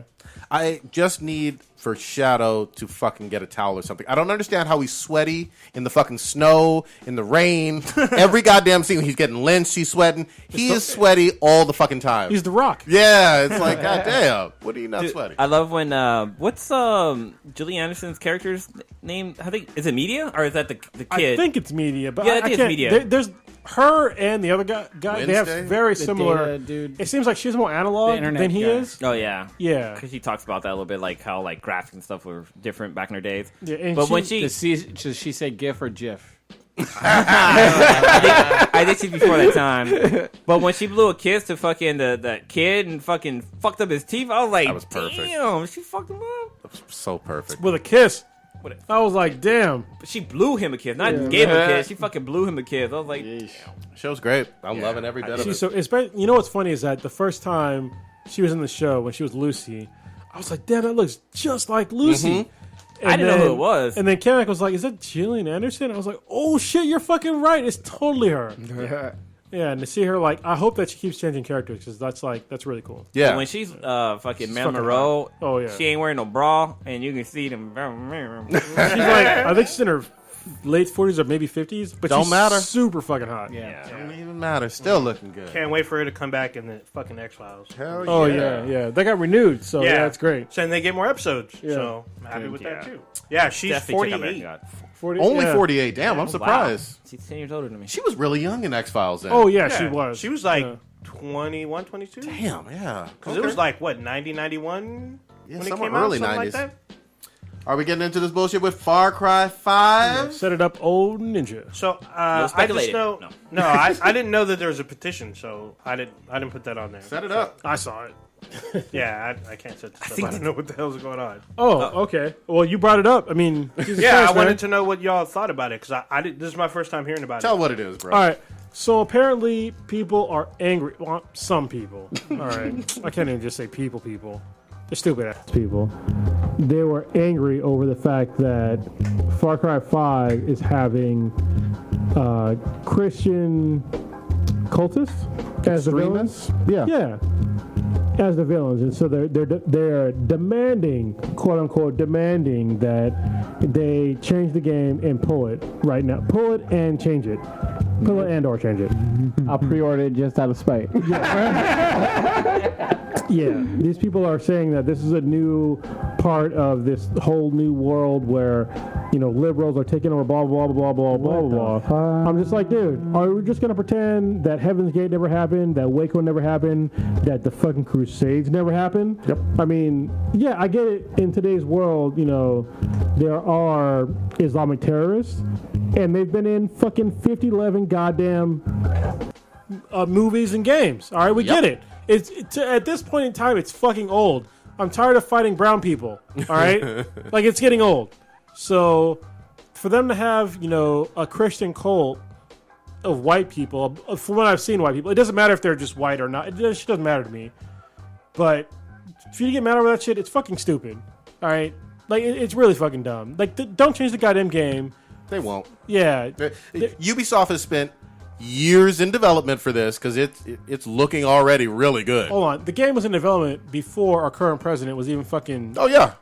Was even running for it's years. Yeah. So get the fuck out of here with your nonsense. It's years, and then the game before this, they were dealing with in Far Cry 4, or I didn't play Primal, but in Far Cry 4, with terrorists in like Southeast Asia, basically. It was brown people. Yeah, Once again. I'm sorry, no, India, Tibet, Nepal, somewhere in there. Yeah, somewhere. Yeah. And then before that, they dealt with white slavery and shit. Yeah, they did. And there's been other games where they had. I mean, like nobody's got a problem with fucking Nazis being villains, right? No. But all of a sudden, you have a problem with American Christian fucking cultists, and all of a sudden, people shit their bed. It's like, dude, they exist still to this day. I would even say real quick, in some Grand Theft Auto missions, you're dealing with them talking about not only gangbangers and hookers and extremists of all sorts and terrorists of all sorts from a domestic standpoint. So can we acknowledge that one of the most famous, I guess, terrorist groups is about over 100 years old, and that is the Ku Klux Klan, which their idealism is Christian-based. For sure. However, the Ku Klux Klan today is basically non-existent. I don't know how existent or non-existent it is per se in terms of like what the raw numbers are. It's less than like 50,000, like way less. Oh, that's perfectly fine if that's the real number. I'm just saying you can't deny that they did terrorist stuff. I am not justifying. No, I know you're not. I'm just very saying these fucking folks. small. Yeah. So but in the past they have done they're an extremist group. Yep. Based in Christianity. Yeah, but they haven't done nothing recent. No. I fucking hate doing this. The devil's advocate nonsense, but I have to do it anyway because they're fucking facts. They haven't killed a single brown person in fucking probably 50 fucking years, more than that.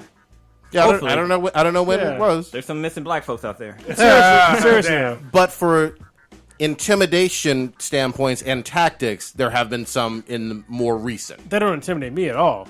Well, I'm just saying when you have burning crosses and blah blah blah, that's meant for intimidation. For sure. I don't want to seem like I'm not a sympathizer at all. Like I'm not. I'm just stating facts that there's other problems out there that are way more prevalent to today. Yeah. So Far Cry 5 is going to probably be epic. I think this controversy may increase its sales. Ubisoft is loving this. Oh, for sure. I was going to buy it anyway. It doesn't matter. I remember, like Call of Duty had that one scene with the shoot up Call in of Duty the 4, the airport, and I give them credit, but I don't because they halfway almost bitched out. Remember that was a scene where you had to toggle. Do you want to continue? This is going to be mature in graphic nature. Blah blah blah. But I think that's important though because I think especially at the time, this was not too far removed from 9/11. What was it? All right, wasn't it 08 or still? Yeah, I know. Yeah, there were still. I think there was a high school shooting that around that time. Yeah, too. there's still a lot of shit going on. I think that it was smart for them to do that because it is sensitive to go, especially when you're playing what you think is going to be a hero, to go in there and shoot up an entire airport full of civilians.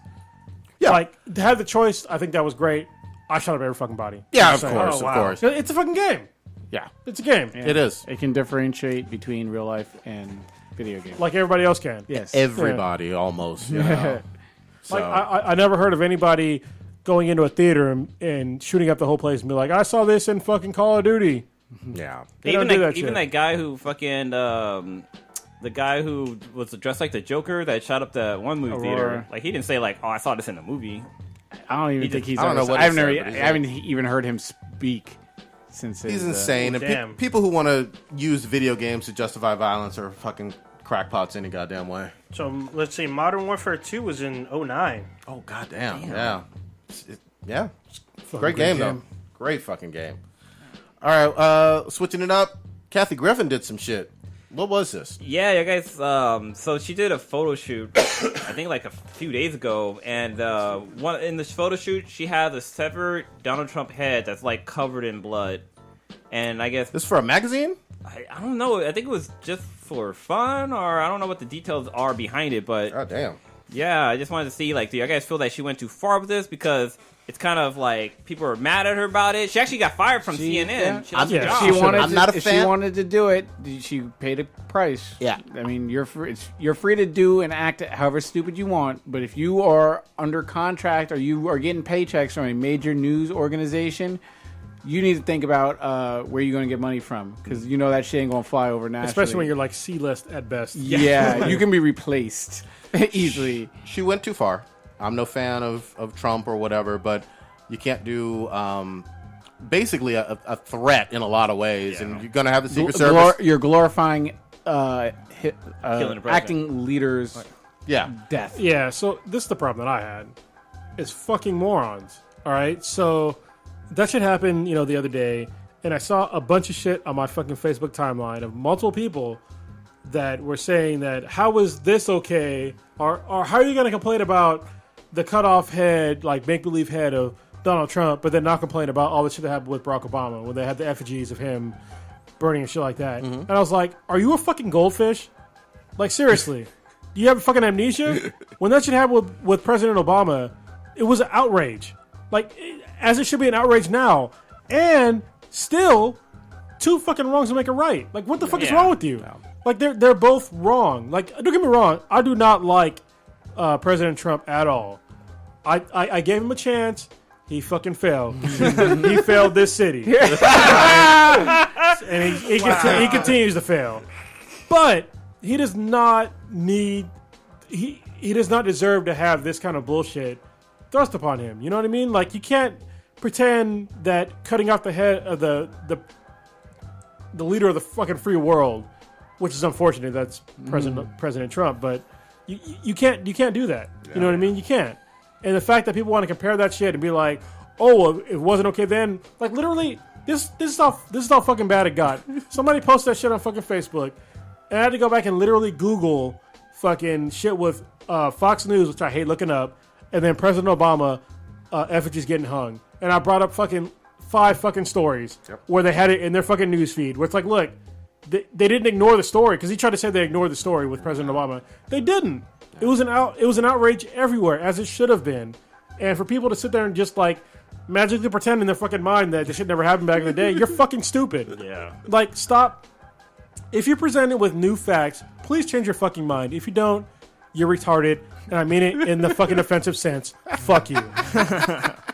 Angry Black. Well, it's also kind of fucked up because Donald Trump has like a younger son, and I guess he saw the image and he didn't understand what was going on, so he actually thought it was his dad got fucking God killed. damn. or Well, that was the something. problem, is that motherfuckers doubled down. They'd be like, well, fuck his son. I'm like, are you fucking serious? He's a kid. What the fuck? I know he's got older kids, but he had like a fucking like 10-year-old or 10-year-old or something like that. yeah. Yeah, like Busting them dusty nuts, but I'm just saying. hey, he's busting though. Can't be like, fuck the kids. Yeah, I mean, for real. Like, you got to think about, I mean, the guy might not be the smartest guy around. He might not be the best president, but he still has a... This is the problem that He has a job he has to do. I keep trying to explain to people, is that I understand that, President Trump is not the most liked president. He's probably one of the most disliked presidents at this point in time, especially this early in fucking time. Like, it's pretty fucking rare that a president this fucking early, not even 6 months in, has been this fucking disliked. Yeah. However, it does not give you the go to wage war against him with the fucking media. This is the problem that I have, is that the media keeps fucking feeding him shit, and he keeps giving it back. So it's like two children fucking fighting, and that people want to ignore one side or the other. Be like, oh, well, the media is doing the right thing. Oh, well, President Trump is doing the right. No, they're both fucking wrong. Can somebody please be a fucking adult and just admit that they're fucking over each other? I mean, like, seriously, I see people laughing at President Trump, and then in response, I see him tweeting all this fucking bullshit. Yeah. It's like, dude, stop. You're goddamn, you're old as fuck. You should be busy. Yeah, you should be busy. From President Trump's side, you should be busy, like, helping America. Yeah, and then from the media side, maybe pretend that when you fucking make fun of the president of the country that you're a part of, it looks bad on the entire country. Yeah. Maybe just pretend. Or maybe just realize that it's a fucking fact. So, and we all look like fucking idiots. I hope he fucking succeeds. He's not so far, but I hope he does succeed. But I think the media is really missing that point. I literally watched CNN yesterday, Don Lemon laughing at media, I guess, Sean Spicer trying to spin shit in President Trump's side. But it's like, okay, sort of fair. But when President Obama was in office, they spun everything in his way. So how is that fucking... If you're a fucking news anchor, I don't give a fuck about your opinion.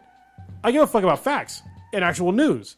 I don't want you laughing about somebody's fucking shit. I want you to give me the facts. I agree. However, there has been some comedy. Yeah. And we didn't have the term alternative fact created until this administration being passed on. We got a new one. The we just got VVV shit. Yeah, that's funny. but we also had the media giving President Obama, and I gave him a most respect because he was our president, all right? They totally ignored how many goddamn drone strikes he did on foreign countries. They didn't give a fucking head count of how many goddamn children he killed by direct drone strikes. That's what I'm talking about. They gave President Obama the benefit of the doubt. They give President Trump nothing. Well, I think the thing is with Trump is hasn't done anything on like a war level, presidential political level. He's just been Twitter. He's been on in TV. Twitter beefs. Like, he's been Twitter beefing the entire presidency. It seems, which I'm just like, can we get to? I'm sure there's other shit that need to be handled. Oh, for sure, or whatever. Well, the shit that's been handled is just shit that you don't care about, which is fine. It's shit like what all the executive people were complaining about him being a quote unquote dictator because of executive orders. Okay. But hold on, let me just... Okay, give me a second. Okay. All right. Most of the executive orders that he did were basically undoing shit that President Obama did, for better or for worse. I'm not going to agree or disagree. And people want to complain about the power that President Trump has, but these powers that he has now are only because of the previous presidents gaining more power. He hasn't done anything outside of the power that he currently has. Only because it's been given to him from previous presidents. Right. I was going to say his whole sort of platform were on these grand promises of wall. No. He keeps pushing it. I don't agree with it, but he keeps pushing it. And there hasn't been one fucking brick laid. He's like, I'm going to put Hillary in. I'm going to put Hillary in. Jesus Christ, dude, that's been fucking 5 months. This is according to what he said. Or 6 months. Yeah, he said, my first 100 days, I'm going to build this wall. Hillary's going to be in jail or whatever. You'd be behind bars and all this shit. And then he's completely 180'd on this. And like I said before, the way the country is set up, where no one person has the power to be like a dictator. So even when he got elected, I was more concerned about his selections with the Supreme Court. I said that.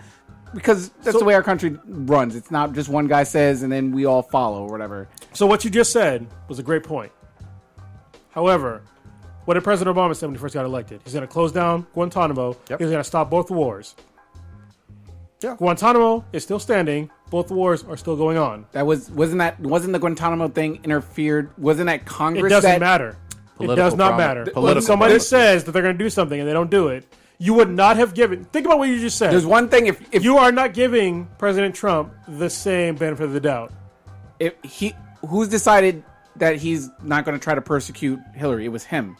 After he said, it was the same person that said President Obama said that he was going to do this and that and that. But then Congress shut that down. Okay, they're doing the same thing with President Trump. Congress didn't shut down Trump from persecuting Hillary. He shut that down. He's like, "Oh, I'm not done with that." Well, I'm not no, dealing he with said that. because he had the fucking facts. The same thing that President Obama had, that he could not actually close down Guantanamo Bay because that's where the fucking terrorists are. Because what he saw was it wasn't Congress that shut him down. It was the fact that he wanted to move the shit to the United States, and it was universally shit on. I would have to go back and go into my... Let's just say this: political promises always get made by politicians. Oh yeah, that's why I don't like. His whole platform was, "I'm not a politician. I'm a businessman. I get shit done." Political promises get made, and there's a high probability that not all of them are going to be fulfilled. That's why we need a committee. Like we need a committee of people. Look, I'm gonna say I've said it before, probably not on the podcast, but we don't need a fucking president. We don't need a fucking head monkey. What we need is a goddamn committee of various walks of life, including scientists, mathematicians, educators, fucking all kinds of walks of life. We don't need one goddamn guy that has whatever political affiliation. We need a committee. Well, not even that. Like even like the cabinets, or not the cabinets, but like the different sections of our government system. Like they shouldn't just be like, oh, you have to have like a lawyer background or this political blah blah blah. Yeah, we need to have like educational people in there. Way less lawyers. Like fucking 95% less lawyers. Or some old CEO of some company or something like that. That was my entire beef. I was like, he's gonna put idiots in charge to run these things. Like even with the Betsy DeVos chick, the one that fucking she's basically but just completely stupid, and she's in charge of education. How do you put the stupidest person I've ever seen in my life in charge of education? In terms of like saying with the whole HBCU thing, which I mean, it'd be good to get your comment on that, Mr. HBCU man. Yeah. In terms of, it's great that they had the choices to go to these schools and stuff. When she sort of gave this to summarize what she said. She talked about how it was great how African Americans chose to go to these institutions back in the day, when in reality it was pretty much their that was their main only source of higher education at the time back in the day. If you were going to be a black mortician, dentist, doctor, lawyer, your only option whatsoever was to go to an HBCU. Yeah, back in the day, you were not allowed to attend colleges that had white students, so African Americans started their own, and they were. Some of them were. Man, I'll let. Yeah, we're going down historical fucking tangents on top of tangents. So I'm just gonna throw a little comedy in there. I like how there's like I like pulling up memes because memes are fucking ruling the world nowadays. But there's a meme that showed like about celebrities talking about like, oh, we don't need a wall for America, like we don't need to protect our borders and blah blah blah. But they don't say like, oh, they don't want a wall built, but them motherfuckers live in a house with like a fucking 10-foot wall around that goddamn property. Yeah, take your wall down, goddamn hypocrite. I want to be able to see some Halle Berry nigga. So this is the problem. I mean, like with the wall shit. Like I don't necessarily believe in a wall, but I do believe in actual immigration, like legal immigration. I believe that they need to be able to speed up background checks for people. And I think if you're coming, especially from fucking Mexico, like if you're a proven Mexican national, like it should be pretty fucking easy to immigrate legally to America. Like it shouldn't be that fucking hard. You know what I mean? Like you're not from some fucking radicalized place. You're from goddamn Mexico. You're right fucking there. This land, some of this land belonged to you, like, thousands of years ago. A couple, not thousands. A couple hundred years ago. You know what I mean? It's like, come on. And they're hardworking people. I don't give a fuck. Just make it easier for them to immigrate. As long as you're a legal immigrant and paying taxes, I don't give a fuck. As long as you pay taxes, I just want you to sell fruit on the corner of P Street and North Livermore so I can get my cherries, my strawberries, and my oranges. There's another meme that's really funny too. That how like Trump had the whole "Make America Great Again." Well, like America is actually made up of North America, Central America, and South America. That's America. We're the United States. So his thing should have been "Make the United States Great Again," but should have been. Yeah. Since he's talking about America, he's talking about like all of fucking America. So which includes Canada. Why not make the world great again? Yeah, make the world great again. How about that? Yeah, just drop too him busy on Twitter. Holy fuck! All right, mother of all bombs on him. God damn, we got fucking. God, yeah. Can we? Let's go back. I know some of the listeners don't like that, but Fuck them. Hey, I'm not gonna say fuck him. Keep listening. Please. But if you didn't like it, I guess fuck you. I want to get into this. There was some controversy. Wonder Woman. oh yeah. Had a all-woman screening at Los Alamos Draft House. Alamo Draft House. Yeah, Alamo Draft House. Alamos Draft House. Alamo. Yeah, there's one in San Francisco. Yeah, where fucking Ryan's people in Texas where lost. they lost? Where they lost. Yeah, exactly. And they act like they won and did something historical, but they lost. So wait, is it just Southern pride, my one friend. theater that did this, or was there, or is it like only like all? Because they do have them As in far as I different know, states. it's a singular one that did it. As far But as it's I only know. one Yeah. showing though. It's not like they have multiple No, it's showings. multiple showings at one Theater. theater. Yeah. Okay. So, So tell the whole story. Yeah. yeah. So some men got upset. And felt ostracized. Did you say that it was women only? Did I Yes. miss that Yeah. part? I'm sorry. Okay, Yeah. It's I'm women sorry. only. Yeah. Women only for Aaron- the Wonder Woman screening. Some men got upset.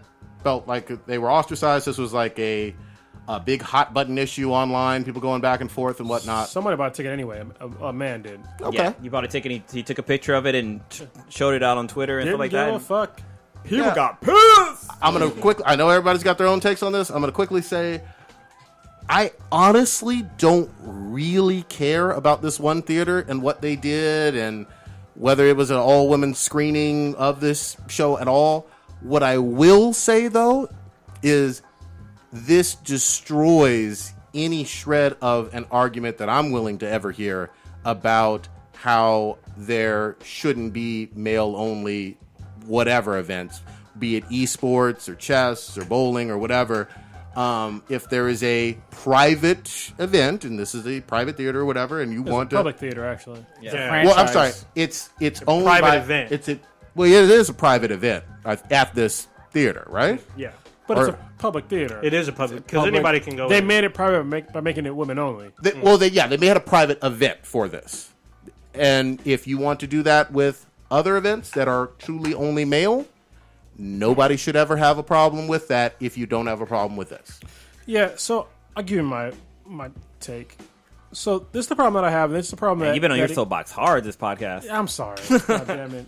It's all good, man. It's all good. Yeah, no, I mean, sometimes I listen to this podcast, I go back and I'm like, you know what, maybe I talk too much, but right now I don't give a fuck. all right. So, the problem that I have, this is generally what I have when it comes to like rights and shit like that, is that it's when it comes to certain minorities, and in this case, I can't even say minority because women are not a minority. No. I think at this point in America, you're actually the majority. You had women that fought for rights in previous generations, for equal rights.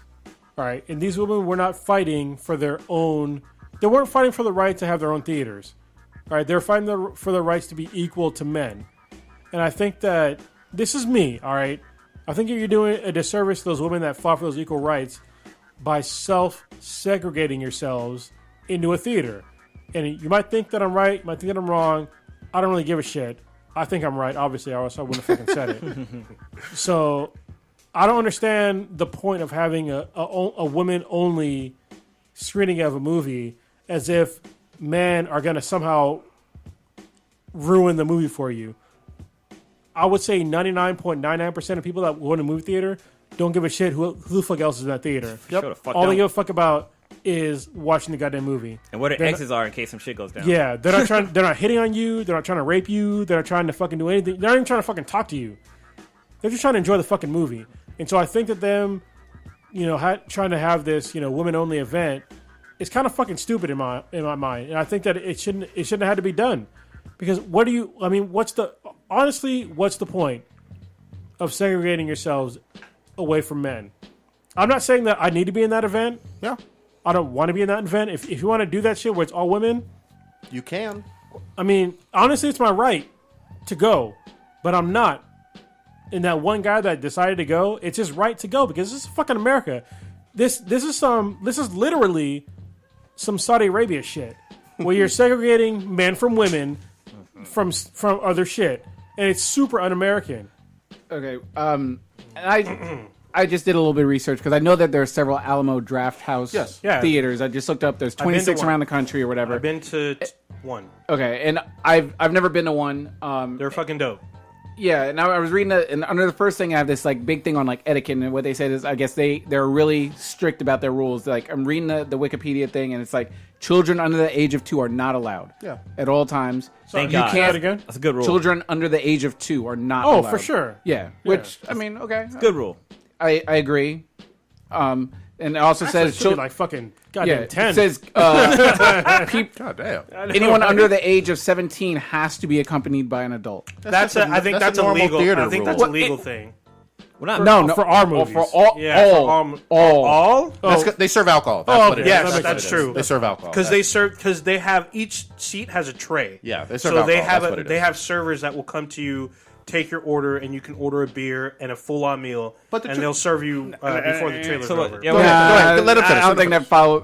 I think you're encompassing the alcohol rules with whatever. No, 'Cause, I'm just saying. I mean, I'm just giving an overview. okay, yeah, because I mean, theaters around here serve alcohol, but Yeah, but before pretty much their rules is, and they had some incident where they showed they were actively kicking people out. Like if you are on the phone, if you're texting, they'll kick you out right away. They're like, that's cool. It's like if you're coming here, you will abide by these strict rules, or you're not watching the fucking movie. This is like our private theater, which I guess based on how they formed this sort of franchise or their company. I mean, that's sort of what they do. It's like I guess if It's you not want- AMC. Yeah, it's not like a big national super chain where it's like, all right, I'm going to watch a movie here. You sort of know these rules when you go in.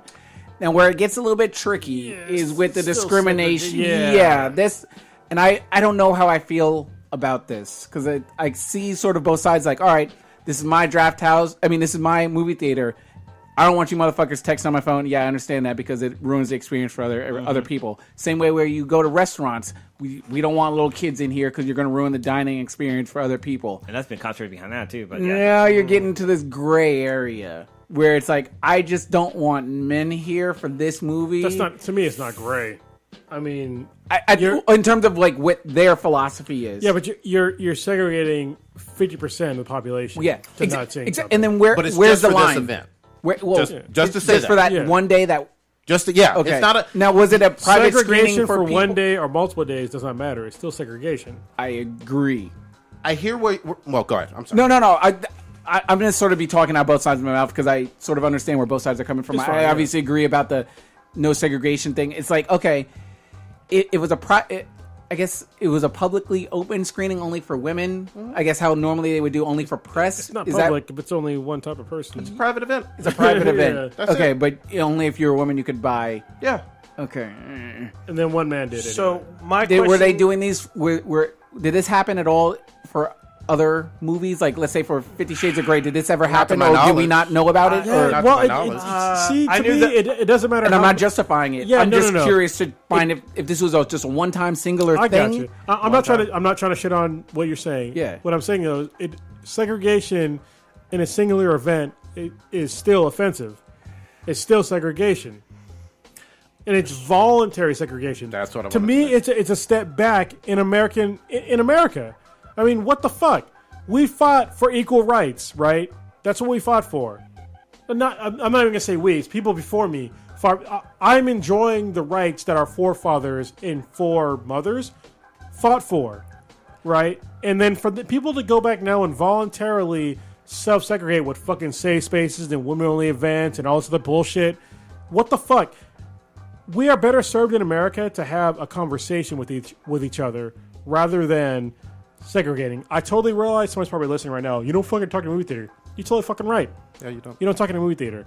But you're still segregating from somebody. You know what I mean? It's fucking wrong. Real quick, I just got to say this though. I put a separation between civil rights on one hand and a private event on the other, because it's almost like if I wanted to do a chess tournament for only boys or for esports. This is a real controversial thing in esports all the time, where they have women's only tournaments for a whole bunch of fucking games. And when they tried to have the men only, they put the kibosh on it almost universally across the board when it comes to esports, and they said, no, you can't do it men only.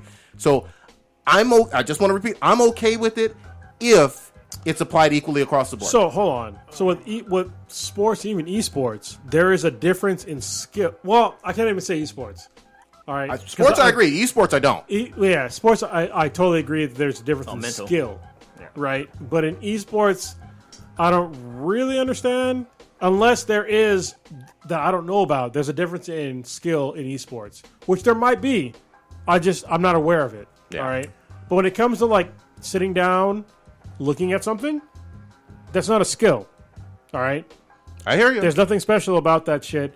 There's nothing that testosterone or estrogen will give you an advantage of from sitting down and watching something. So for It's me, a for slippery this slope whole that they're playing on. this whole thing, like, I mean, it's just one fucking joint. So I mean, I'm not really tripping off of it. But then again, like, you know, if somebody wants to join and watch a movie, like, they should just They should be able to like do it. Like, there shouldn't be any like repercussions for this guy trying to watch the movie with the ladies. Like, The only Essentially, and like I said, I'm still undecided on it. If they did this for Black Panther and said it's only African I American, knew this Fuck was that. going to be shit. brought up.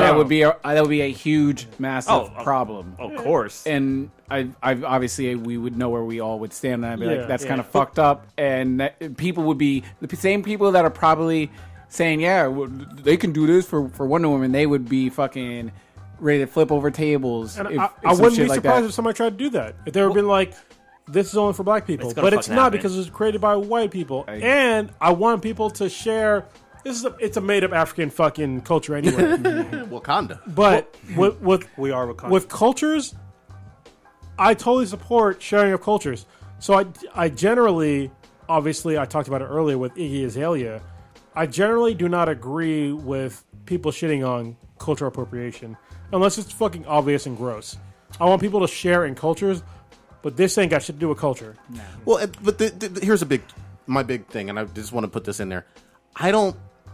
Nobody who wants to see this movie is going to be excluded in general. From this event, yes. But you could still see Wonder Woman. So I have a question. Is this a mom and daughter event? It can be. You which went is porn fine. on us, didn't you? No, That's where you were going. I knew you were going I knew there. you were fucking. Well, so one thing, because they have dad and daughter dances. Yeah. Is this a mom and daughter screening? Is this moms bringing their little girls to go see Wonder What's Woman? also interesting about this too is that like it's not just like females; it's also people who relates to the female genders. Like, so if there's somebody transitioning, Transgender. they can go to see this performance or this screening, or anybody who's a male who's physically born a male, but you know they identify with a female or transition over. Here, This is fucking dumb. I personally think that this is kind of an issue that shouldn't be blown up because there are plenty of other serious issues that are facing the American public, and this is just one. Was this one theater, one showing, or is this multiple theaters, several showings? It seems One like screening. one theater, one show. So, It seemed like so it was in really, Austin. is it really like pick your battles? You know, is this really a big ass fucking scenario that you have to bring national attention to? Injustice anywhere is injustice everywhere. Yeah. But you know what's funny is that if you look at the history of Wonder Woman, like the whole bondage thing, and the Yeah, whole, I mean that's part of No, the no, history. just to ignore all that. yeah. But then, So- like something I learned today too is that like the Themyscirians, like Themyscirian. they had like one boob back in the day, and that was for so they Archery. can do archery Yeah. better. I'm like, what Wait, the fuck? so they had a mastectomy, or they were Yes. born that way? They cut one tit off. Yeah, Wow. So they can shoot arrows better. It's So like it's a ritual. Like they the cut one it, guy, like a the one guy who bought a ticket, obviously he wasn't barred from buying the ticket because he managed to get his hands on one. Well, yeah, for sure, because you can't put in there when you're buying a ticket, you can't segregate. Exactly. So I don't see. Because imagine that it's fucking illegal. I really So don't he- see. This is one showing, possibly one theater. It could be all 26. I really don't see why this needs to have national attention. So let me just make Because sure I'm it's all wrong. caught up. Did he show him actually physically buying the ticket, or he just took a photo of him holding a ticket? You took a photo of him And the when he rec- bought the ticket, like the and- receipt. Yeah. Yeah. So this movie- he just had a copy of a receipt in his hand and said, "Hey, I bought one."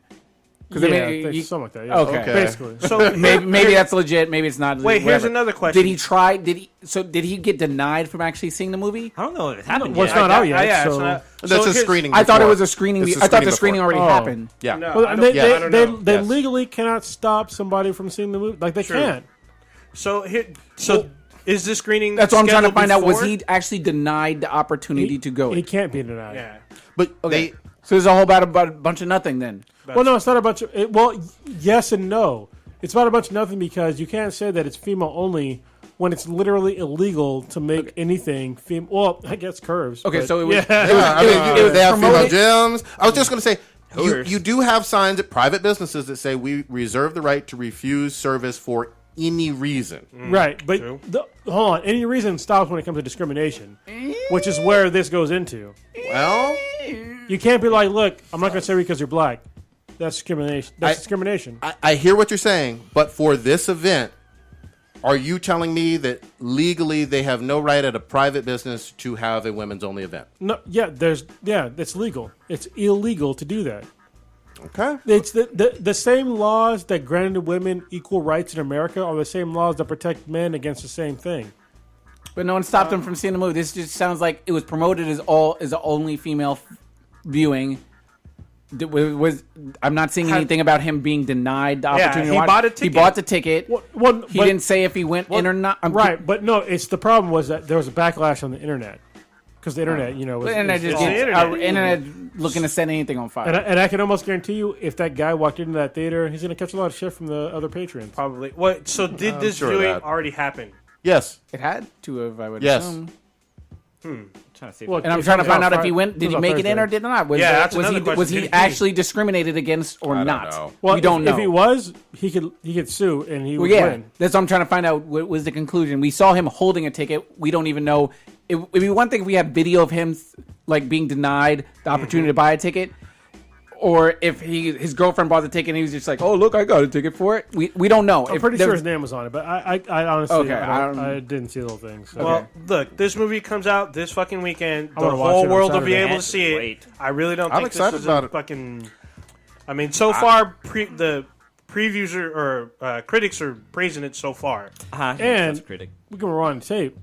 We all shitted on this movie. Before trailers. trailer. Before trailers, yes. Well, because we saw like the first trailer we saw. teaser. The first teaser we saw. Oh yeah, Yeah. first teaser. Yeah, And they were talking about how she's gonna be compassionate, and I was like, "Fuck that bullshit." That was the wrong way to go in terms of like how you describe her. But initially. Patty Duke went back to her like 40s origin, not the new 52. No, but Well, even the 40 none of that origin, mattered. she was submissive. Yeah, so but you but can't do she that. still fought though. Still, I mean, She fought a lot of fought, Nazis. but if you tied her hands up, she Oh yeah, if you, I get if it. you took her There bracelets, there were lots of it'd take her issues. power.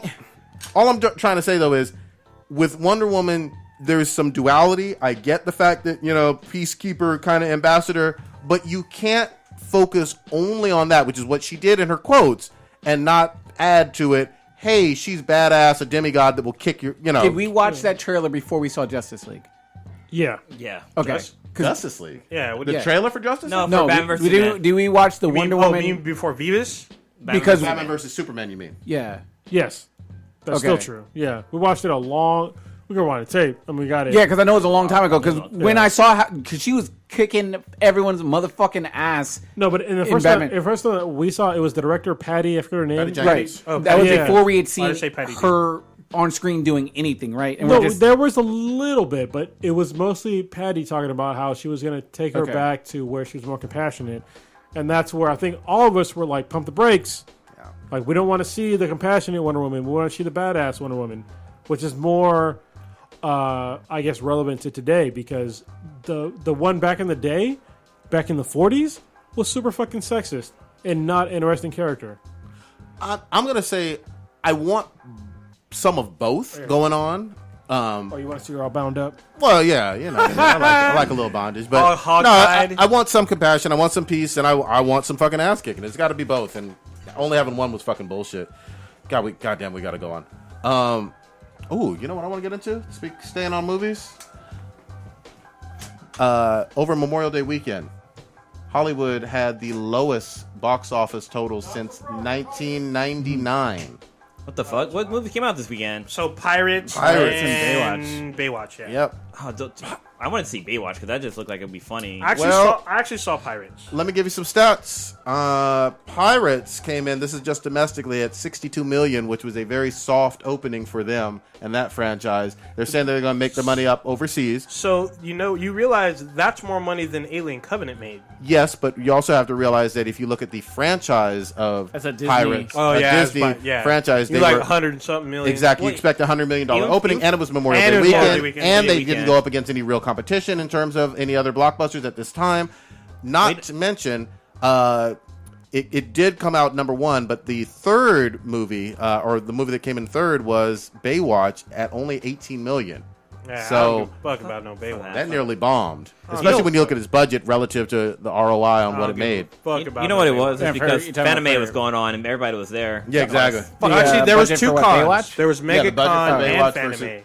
Yeah. Fuck, what are they spending money on the budget at Baywatch for? You got Well, the, they got Yeah, explosions in that. a lot of Paying there's for The Rock. but they got to pay for The Rock and Yeah, Zac okay. Efron and The Rock's fucking body oil. I think there's a couple of cameos and whatnot. They probably paid them some millions. My so- question to y'all, though, is what do we think about the speculation that, at least in America, there is franchise fatigue going on, and that's what's getting more people up in the seats, butts in the seats. you have to have a good story. Yeah. And after, if you're on part 5 of a thing, it's like you're going to like the B and the C list storylines of that character.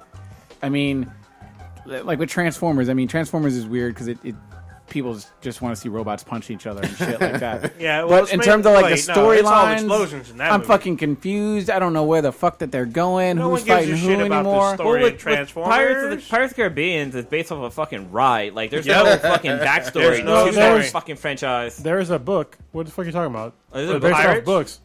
The Pirates of the Caribbean? Yeah. I haven't watched any of the movies, so You I'm haven't not a seen any of Pirates. them? No. Curse of the I'm Black kidding. Pearl was pretty good.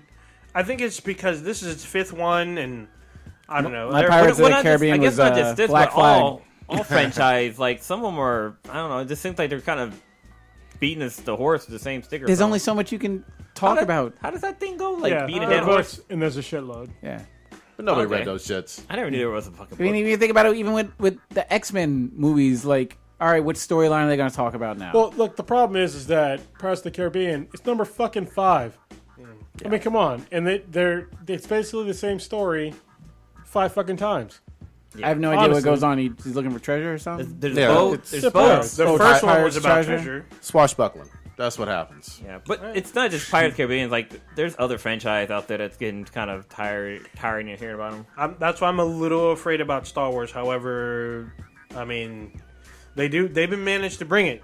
So, and this new one will gotta have let a it whole breathe. new. Well, with Star Wars, I guess it's been a few years It's since been like, the years. It's original been like ones. almost a decade since the prequels Yeah. until Force Awakens came out. So there was a good amount of time. Plus, the last Pirates came out. What? I don't know. It's been a while. Star Wars is immune to this shit. I will say. Well, 'cause they're- I really Holy hope so, shit. but There still. is a shitload of books. Okay. When were they published? A shitload of books. No. All right. Oh, the Jack Sparrow books? Well, Yeah, and they were well, published from like the first series was published from 2006 until 2009. Oh.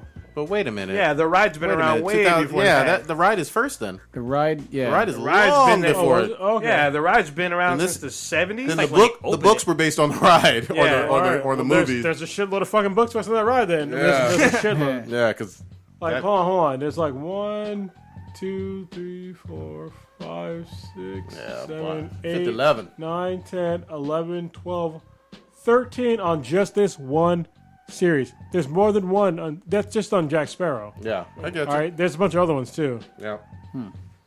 I don't even remember the last one. What was it? At Yeah, World's Legends End of the or whatever? Brethren. That's still going right now, and that's a bunch of more books. That's a 1, 2, 3, 4, 5. So that's what 16 books now.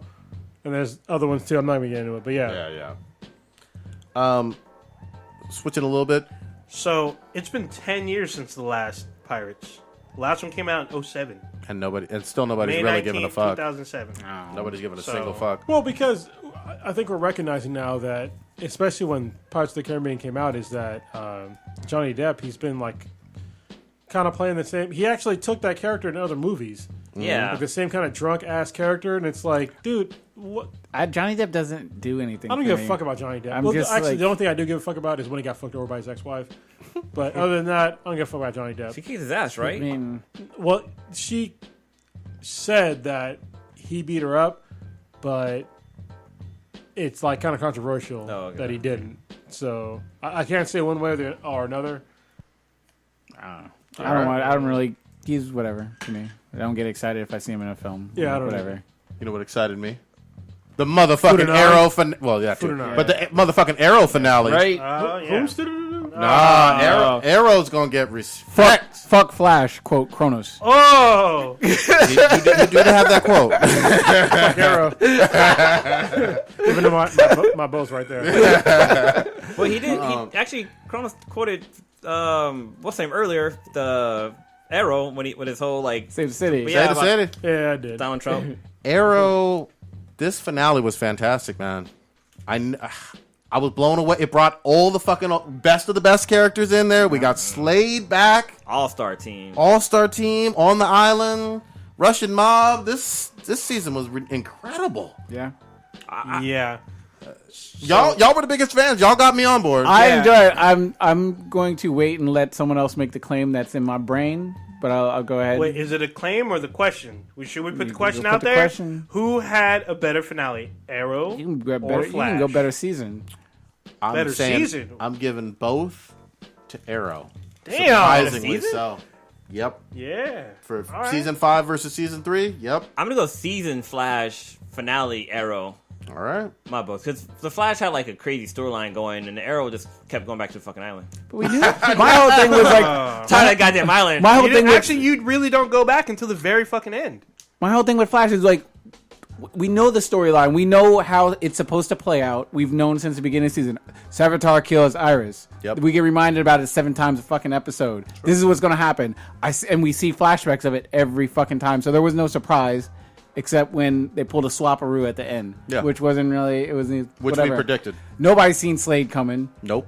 Nobody's seen that the island is, I guess, blown up possibly now with everybody on it. Spoiler. Nobody's seen Malcolm Merlin, who's gone now. From Malcolm Merlin's gone. Yeah, the he's actor, saying that he probably Maybe. won't come back, but you know they always fucking Maybe come Okay. back. Unless he he- blows himself up. Maybe, but Maybe this. this is his that whole oppor- island got blown. yeah, this is his opportunity to leave the franchise if he so wanted to. But Maybe. I think that for me, I think Arrow had a much better finale. I was way more surprised and grateful about the end. Flash, I mean, you knew the second to last episode that, there's one more episode coming, so there's got to be something going on with Iris. You know that she's most likely going to survive. And, it does. And then I knew people complained that Whomstead have called it. some people were complaining about the whole Speed Force ending. Yeah, Like, now the that was Speed kinda Force lame. needs an That was a occupant. Yeah, some people were saying that was kind of lame or it happened too fast. But Well, Arrow, it didn't make no fucking sense. yeah, but Arrow was like, how does this end? How does Ollie beat Prometheus? Yeah. How do people get off the island? But he You're like- doesn't though. But that's the thing. That was so great because that ending came out and you didn't know what the fuck. And what's his name? Shot himself in the head. Yeah, he blew himself away. Yeah. You're hoping that Ollie shoots him through the fucking face because in the comics he shoots him through the eye, but in this one he blew his fucking brains out right in front of his fucking kid. Yeah. and then you see the island that's haunted him for 5 years both metaphorical and physical way. It's destroyed because his flashbacks are done, and the island is now done. But for me, the biggest part. Ain't no Slade prison now. Yeah.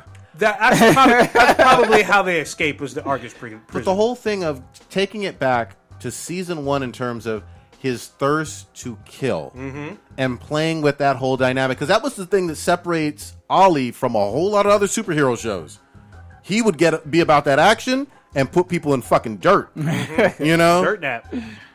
And he's they gone talk- away from it and come back to it. That's cool. The thing was that they didn't just say, oh, he's killing again. They focused on why he killed. Yep. And Prometheus was the one who brought it out of. But to me, Prometheus was a much more compelling villain than Savitar. Agreed. Because he was, not only was he intertwined into Ollie's world, he was underneath. The Savitar was Barry. Yeah, it was, but this How dude, destroyed can you be? this dude genuinely helped him. Like, he portrayed it to where I need to help you. You're my mayor. I will be there for you. I'll take a bullet for you. He got John Dickel out of jail. Yeah, and, you know, he was there, and you see him helping the team, and then all of a sudden he takes his turn. Yep. And then it's like, I was playing chess this whole time. I'm 10 steps ahead of you. And he still had to work with this dude. He had to still look him in the eye and play public face with him. And you're like, how the fuck do you get out of this? Actually, With Barry, it's just like, well, are you going to get faster and save Iris, or what are you going to do? Actually, I had two problems I had with the season finale. Granted, there were some great episodes in Flash. I'm not So, saying it was total shit. One problem I had is that whole scene where Barry's like about to get rescued and he put on like the fucking wig and like dirty himself up and like kind of got prepared to like shoot the arrow and stuff like that. That part was kind of fucking weird to me.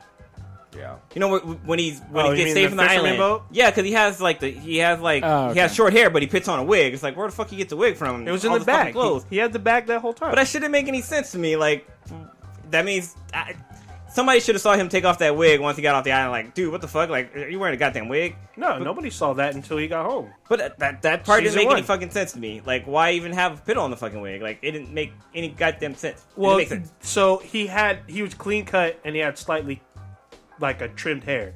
It'd be unbelievable if he came back looking like he was clean, But and he had put guns and shit. Put on a straight wig. Like, his hair was straight. Like, his shit should have been fucking was nappy straight and and fucking it was nappy. dreads and shit. Curly and nappy, goddammit. But then the other problem I had is fucking he's double dipping again with goddamn fucking Felicity. She got that Yeah, donk, though. yeah, she that do. slim thick. My thing Fuck that is, shit. I know that a She lot should of have been people, dead a long time ago. No, but I think Olicity should have died, and to me, it needs to happen for the progression of the show because Dinah Lance and Oliver Queen are a couple, and they fight as a crime-fighting couple. Yeah. and some they point, eventually yep. get married. I know that there's the fan base goes fucking hard for Olicity, and I get it, and I know why, but that shit needs to go to the wayside. I'm We'll sorry. It In ain't order, going nowhere, bro. in order to be, you know, as ingenuous as it can be, that needs to go, and I think there's a way to do it. Because now they have a possibility with Black Siren, and they have the new Black Canary. You can go either way. One of the greatest scene of the season finale was the fight scene where fucking like Diggle's fighting two people, Yep. Canary's fighting one person, but Slate was taking out motherfuckers. Yeah, five Slade motherfuckers. was cutting people. Like he was taking out people one at a time, like just one goddamn stroke. Like he Yeah. wasn't fighting people, he was just fucking killing them. I do have to say, Black Canary versus Black Siren, that was a pretty good stunt scene. Oh, it was epic. That was a pretty fucking dope stunt scene. So Let's stay with Heroes for just a quick sec. We got an Ask B than BTI. Oh yeah, I thought it's on here. So go ahead. Kronos, do you have the what's the name open right now? yeah. The Question? no, do you have the Oh, the link. There's a link. Yeah, there's a link to a picture. So I saw this in the Black Nerd group, and it had asked from Batman vs Superman, which Martha was hotter, Martha Wayne or Martha Kent? Martha Wayne was played by Diana Lane. Diane Lane. Diane Lane, who is I can't remember where she's from, but Martha Kent is Lauren Cohan, which Lauren is Conrad. from Walking Dead. Fuck that bitch. God dang. I hate her. Really, though? I don't like her. So Glenn's old lady. So if you Yeah. go to Oh, Glenn's like. Oh, I thought you were talking about I was like, what the fuck? Lori. I was thinking no, no, Lori no, from no, fucking no. Walking Damn, you Dead. have So- flashbacks, bro. So here's God. this was the still image that was provided. Bro, hands down, I know I'm going. So with. which You going with Martha? one do you think is hotter? Bruce is Martha. I'm going. That's me. So you're gonna I'm a spray all over. Who's the them one on the titties. right again? That's Diane Lane. No, actress was. Diane Lane? They're both Martha. Yeah, Lauren Cohen. What is she in besides? Oh god, what else? She's in a lot of... She's been older, though. Yeah, she's older. I'm going with Lauren, especially based on these pictures. Yeah. So you're going with Bruce? That's because you see or- titty I'm meat. going with Bruce, yeah. I don't know, I'm gonna go with Superman. Really? I don't know that Damn. MILF thing's got me going. You don't see this right here? Right here. I do see that, but the other girl, she's covering it up. She's like, oh, I gotta keep these bad boys You know up. what I just did is I just guaranteed that Lauren Cohen would never come on this fucking podcast. Ah. I'm sorry. Hey, if you're listening, you're hot. I appreciate your acting skills. Please come on the podcast. Trying to cover it up.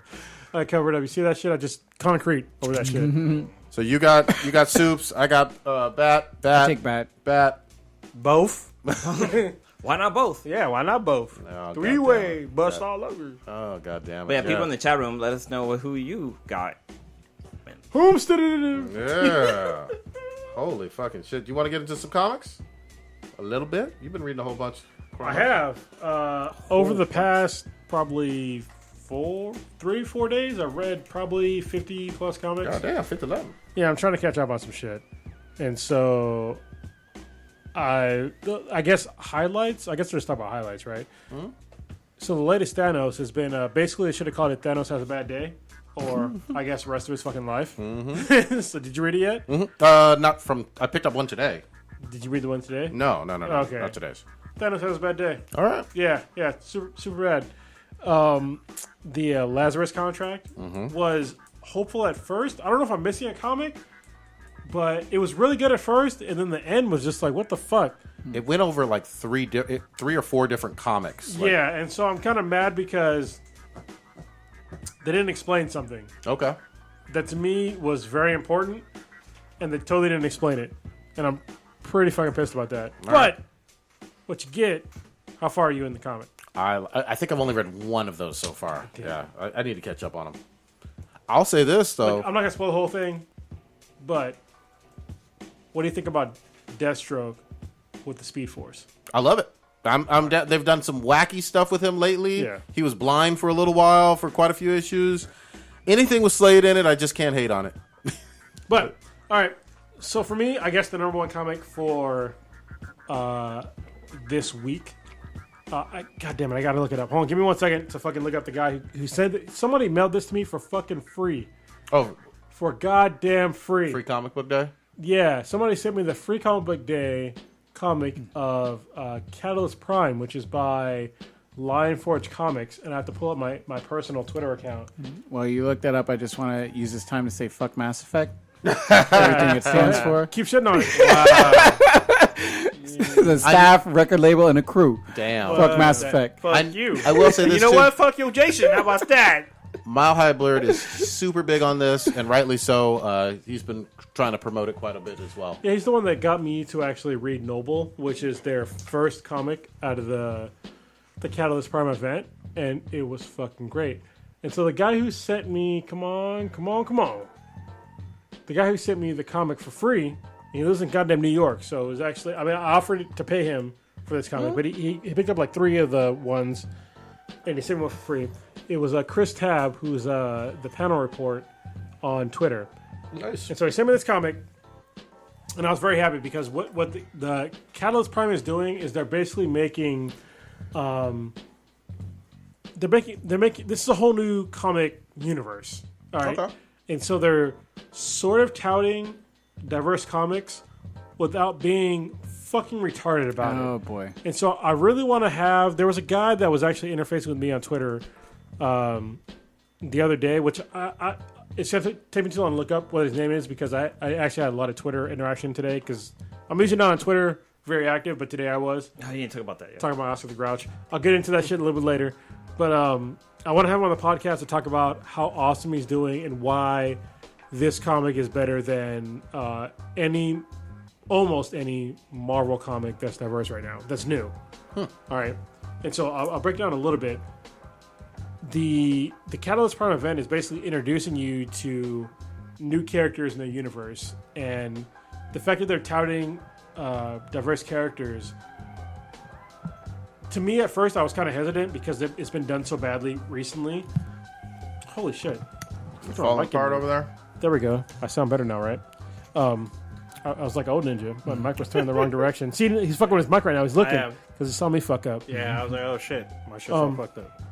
So yeah, so basically what they did is they made a whole new universe with diverse characters. And the first one was Noble, who's, I believe, a black man, African-American guy, which I can't even really confirm because they did such a great job of not touting that this guy is black. This is what he's about. Like, it's so fucking stupid when I read that shit. The problem that I have now with Marvel Comics and their quote-unquote diverse characters is that they're giving you bullet points on groups. They're not telling you about the fucking characters. All right? Perfect example would be America, the comic, which I'm going to continue to shit on because it's a fucking shitty comic. Are you still getting this in your poll, goddammit? No. Okay. You got canceled. We're going to have to remind us. Oh, I'll put it on the thing. Rotten Eggplant is going to be a new category. Oh, for sure. That would we'll go for For sure. Eggplant. Oh shit. Look, It's a good award. if you're going to be a comic, if you're going to have a comic book or any other kind of media you can't tell me what groups you belong to. And when I say what groups you belong to, you can't just tell me that you're gay and you're brown and you're queer or whatever the fuck. That doesn't tell me shit about you.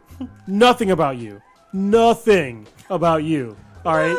And if you're a comic book writer, listen to what I'm saying. Those are just groups of other people. Like, you're not telling me the background. You're not telling me their power sets. You ain't telling me shit.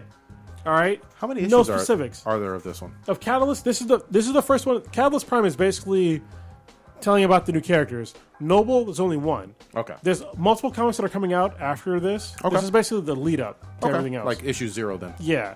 And so in this one, when they introduced the Latina character, first of all, when they introduced her, they didn't tell you that, hey, this is the Latina character. She's blah, blah, blah, blah. What they did do is they introduced her not as a Latina character, as just a character. And then later on in the comic, they gave you not a full backstory, but most of her backstory. Not just that she's of these certain other groups, but they gave you, hey, she's Latina, but this is what her dad did. This is why she has motivations. This is an actual fucking story. And I think that's what most quote-unquote diverse comics that are pandering, in my opinion, totally fucking miss. Stop hitting me with the goddamn bullet points of their fucking groups that they're associated with. What I care about is goddamn character. All right?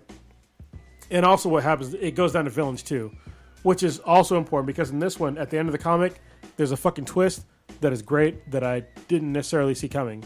Okay. Which is, as a comic book reader, it's great to see surprises. Nice. Good So, and it's going to set up, I guess, the rest of the events for Catalyst and Lion Forge Comics, which is great. If I don't have like DM privileges with people in New York, can I get this at any local comic shop? If you go to, I think it's Catalyst Prime, I forget the actual, just Google Catalyst Prime, and they have a search engine on where you can see where they're near you. And I think there should be some way you can get them directly. Good. If not, I'll talk to the guy that I've been interfacing with a little bit and see if there's a way to do that, because it's been great. I think another reason why Marvel in particular has been failing is because they don't have good villains, and that's a problem. The only reason why heroes are awesome is because their villains are awesome, right? I think people are forgetting about that shit. Like, in a lot of their quote-unquote diverse comics, they're having these comics where, and this is evident, and I got to go back to America because that's the number one leading offender for me. That they introduce these villains and they defeat the villain in 2 fucking pages. I thought the villain was college white people, right? Yeah, and they were defeated. He was buying books Yeah, at the store. and they were defeated in 2 pages. You know what I mean? Like, you can't introduce a villain and have him defeated in 1 comic. I'm sorry, that's shitty fucking writing. Like, you need to fucking fix that. You need to have the hero rise to an occasion, because that goes to basic human needs. Like, you need that rise to the occasion, right? And I think they're missing that in some of these new diverse comics. They're just foregoing that shit and be like, look, this person's brown or gay or wherever the fuck, and they're making things easy. Things are not easy for heroes. They're supposed to be hard. There you go. And in this comic, I think they're making things hard and complex. And thank you for making this comic. Good shit. Nice. Alrighty. We We got more on the list, but Yeah, like maybe 1 or 2 more. yeah, go ahead. Take it. So you guys hear about what happened to the Green Ranger? Yeah, go ahead. Go in on this. So over the weekend there was another Comic-Con in Phoenix. There's the Phoenix Comic-Con. And Jason David Frank, who's famously known as the Green Ranger in the Power Ranger series, the original Green Ranger. He's also been a White Ranger, a Red Ranger, a Black Ranger. What other colors he's been? He's been a lot. He's been in Power Rangers for the longest fucking time. Yeah, and he's also left and returned. He's actually in the latest Power Rangers movie. Okay. So he has cameo. But there was a man, 31-year-old Matthew Sterling. He was telling people that he was the Punisher. And he showed up to the event with 3 guns, a knife, I guess pepper spray, a couple other weapons. He was apprehended by Phoenix police. He had a calendar note saying to kill JDF, which is the initials of Jason David Frank. Was he dressed up in Punisher cosplay, just to be clear? So there's a picture of him being on the floor being arrested, but I can't tell. How'd they, I guess, realize he was a threat? You know what? I didn't see anything specific, but go ahead. I was going to say, at all big cons that I've ever been to, you have to do a weapons check of even cosplay weapons that can seem very... Real. They can seem very real, but sometimes even like a fork, Hold on, but let's be fucking real. Those cosplay checks are way off to the side. You can just fucking walk in. Well, I've seen them up front too. It depends on the con. I've seen them both. Okay. I think early on, some of the ones that I went to earlier in this decade, I agree with you. The more recent ones, like WonderCon and whatnot, especially big ones. Yeah, at the San Diego, you cannot enter the floor. Yes, at the San Diego Comic-Con, there are metal detectors, and before you enter the floor, there's a separate line where you have to do a weapons check. Right. Well, it's interesting because at fucking Fanime, it was interesting because they had like signs and stuff saying that say for example, if you had a bow and arrow, like you could have the bow, but you couldn't have the arrows. There was like limited to what you can use, but your item had to be checked. And when it was checked, it actually had like a ribbon around it to let everybody know that this is like I guess certified to be or whatever. Bright orange or something. Yeah, it was like some bright ass color. Real quick though, I'm going to say this for the cosplayers. I love the cosplay community quite a bit. Some people have had issues with how dogmatic and draconian almost they've gotten with enforcing stuff. It's for everybody's safety, whether you're a cosplayer, photographer, or just some family person who's a nerd. It's important to do this, even when it seems like a silly fake weapon that's part of your cosplay. Yeah. So in his initial court appearance, he said, "quote going to have a showdown and kill God knows how many more cops." God damn. So Jason David Frank, cops. He was talking about COPFs, police officers. Yeah, police officers. Wow. All right. So Jason David Frank was not harmed, but on the conclusion of the con, he took a picture of himself, a Phoenix police officer, and John Bernthal. Is it Bernthal? Yeah, he plays the Punisher on the Netflix series. Did they the three of them explain in the picture. Why he wanted to kill the Green Ranger? Was he like he's a lunatic? No, they were saying that he had mental health issues, but no shit. there's no definitive of which one or whatnot. I know he's going to jail. Yeah, he's for sure. He's already had one court appearance. He'll have another one. Actually, some say he has one scheduled in June or July. I'm not sure, but yeah, great. Thankful that he's okay.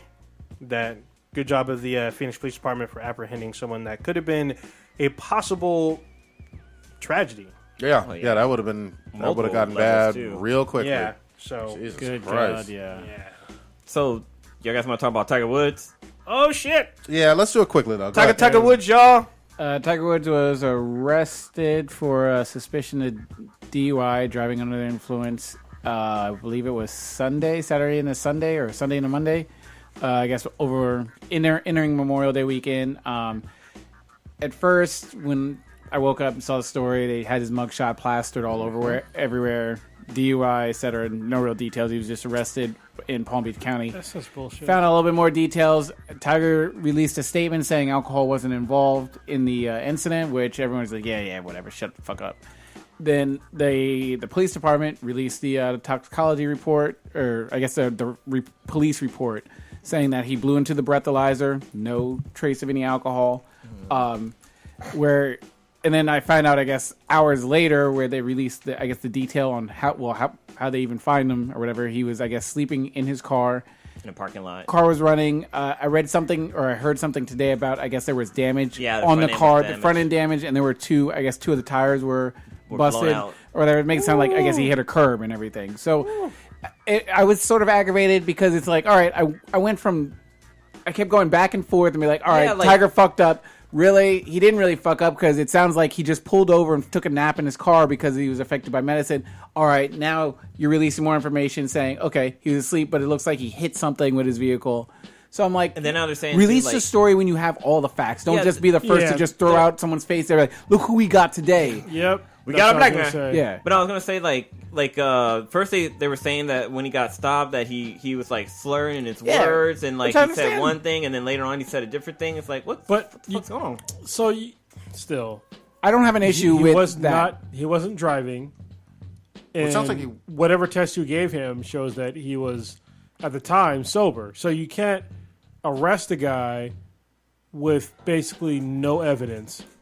Well, but he was driving at some point, and with keys in the car, you're still. If he No, said hold on, you're assuming that he was driving under the influence. Well, the cops do that. yes, but yes. there is no evidence for that. Well, There's there is Well, no, some no, evidence for there is that. not evidence for that. it depends There on the is some state. evidence for It that. depends on the What state. There's The evidence for that is that there is damage to the vehicle. He's hunched over. Nope. And that is not evidence of him driving under influence. So hold on, not of alcohol, but there's even signs here on California highways saying that if you're under the influence of any medication Sure. at all, that's still a DUI. So where is the evidence that he was driving under the influence of any drug? you could, there's actually he said, but where's the evidence? there's a video actually of his interaction with the police as well too. it's a field sobriety. The field The that's field- what it the is. field sobriety. But he at that point he stopped. He's not driving. The It does- keys are in the ignition. it- That's the no, thing. that's still unless you can prove that he was at the time under the influence. That does not matter. It's going to set up in court. It depends. I No, could- no, no. It depends on the depends state. on the state. It depends on the state because in New Jersey, there was a case where a student was sleeping at the wheel at Rutgers, and that's when it became a national thing. And all these other states made their individual rulings on the situation. They're like, all right, yeah, but we didn't see him driving. I know for one of the departments I used to work with, if he was just drunk in the thing, but they don't see the car move, we're not touching it or whatever. But it's a department by department Hold on. thing based So on. again, you guys said that if he was drunk, all right, but there's no evidence. I was just using that as an example. right. Yeah. But there's no evidence at all except for what he might have self-incriminated, which is the Fifth Amendment, that he was under the influence of anything. What There's about the no field- facts. What about the field sobriety? That's test? still a field sobriety test. Yeah, That's- I don't think that holds You up. that in doesn't court. hold in You were court. required. No. You were required to You submit can to a be field nervous. sobriety. No, you can. You have the right to refuse the breathalyzer. Yeah. But if you do, you are fucked. Not And so- really. You're not Yeah. fucked. No, you're not. You- yes, well, you hold on, are. let- No, let- you let get him finish, let you him get an automatic. If you refuse the breathalyzer, then okay, You get arrested. Yeah. you will get arrested. and You will be charged with DUI. And Hold you'll on, be. but that's irrelevant to the situation. He submitted to but a breath no, test. he I'm talking actually- about in terms of like, all right, no one has to see you drive, etc. Well, but still, what I said is still very valid. Is that he submitted to the field sobriety test or the breathalyzer? He passed that. He did For the- alcohol, yes. Well, yeah, but that still they didn't test him for anything else.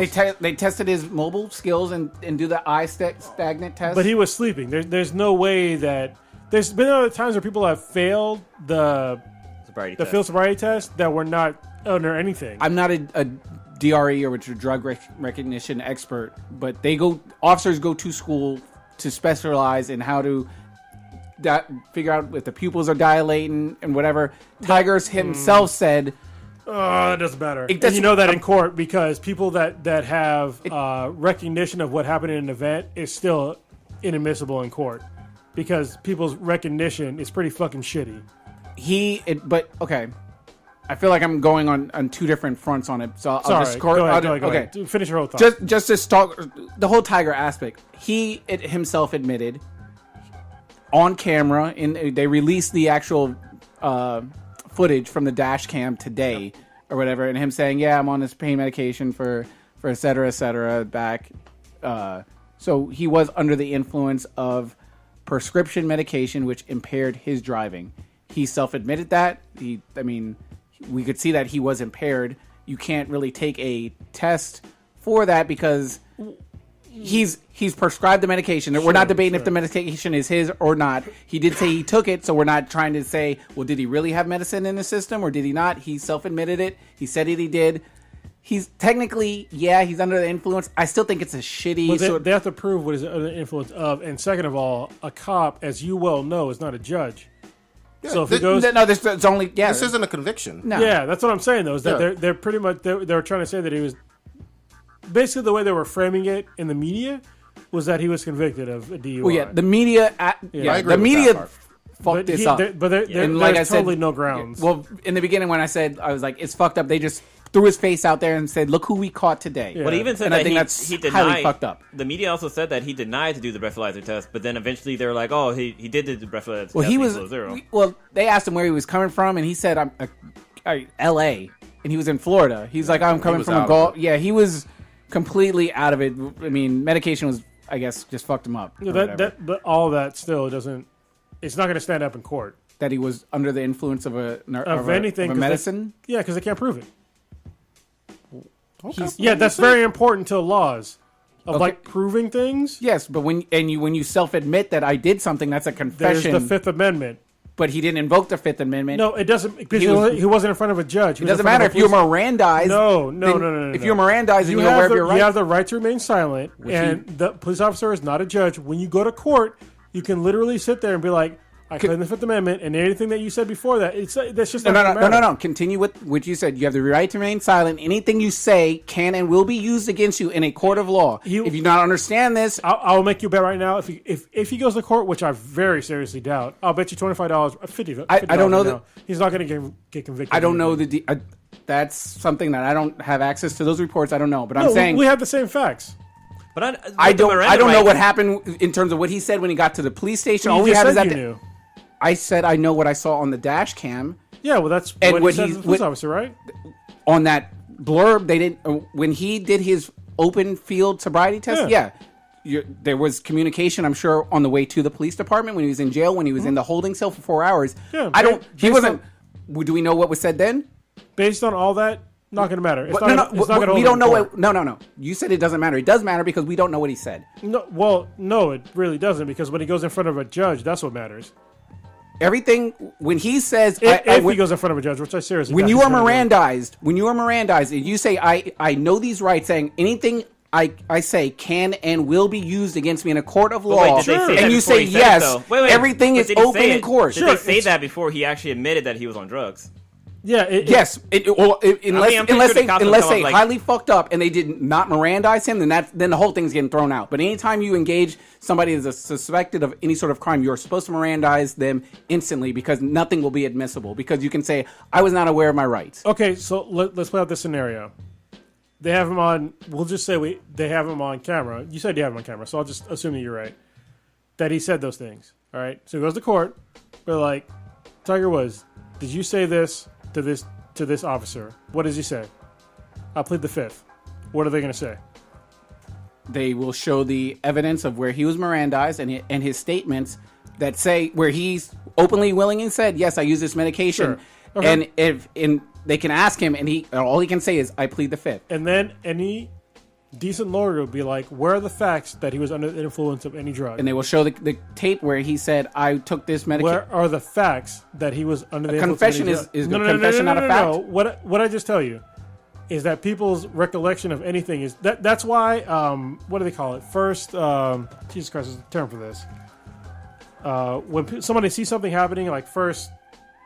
Eyewitness events, they're not always admissible in court. But even if it's a person. But if it's his word, even if it's a person, his confession. Even if it's a person, like that's why I said. But we're still. I have a question. We're going off a 2-minute thing when the officer pulled up to the car. Like I said, Tiger was held for 4 hours. Yeah. So anything that was said between when that officer pulled up on scene and the 4 hours till after he was released, anything is documented. They have cameras in the car. Anything he said can and will be used against you. Unless Tiger was just a complete mute. I'm still confident that he's not going to see anything from this. I can't say for sure because I don't know what Yeah, I got a question. So he was held for 4 hours. Was there a toxicology test during those 4 hours? I don't know. I think that is very important. Wait, the media is saying that they did do a toxicology test because on him. that will prove what was in his system at that time. He's made public statements to the media. His statement before we even got the thing was, I was on some medication that I had an inverse reaction to that Tiger would put on his own fucking website. Even him saying that, they still way around that, seriously. They can't. It's really dependent on the lawyer. I mean, it's kind of like... Because he wouldn't know. It's... Even though Tiger wouldn't know what medication he's on. No, he wouldn't know medication, but he would not know if that medication was the reason why he was tired. True. Or whatever Look, the fuck. It really comes down to what you can prove in court. That no is matter what is said. Right. I'm not trying to say Tiger intentionally took this medication. He was just like he had a fucked up reaction to the medication. I think he tried to pull over and be like, I can't drive. And unfortunately, if he hit the curb going into a parking lot or he hit a mailbox or whatever, it's unfortunate. I'm not saying he intended to do that. I think Tiger obviously was smart in terms of him pulling over, getting off the roadway. It wasn't like a cop pulled up to him while he was driving. Those are two completely different scenarios in itself. I think Tiger did the logical, most adult thing in this situation. In terms of, he said he didn't. He had to inverse to some new medication or whatever.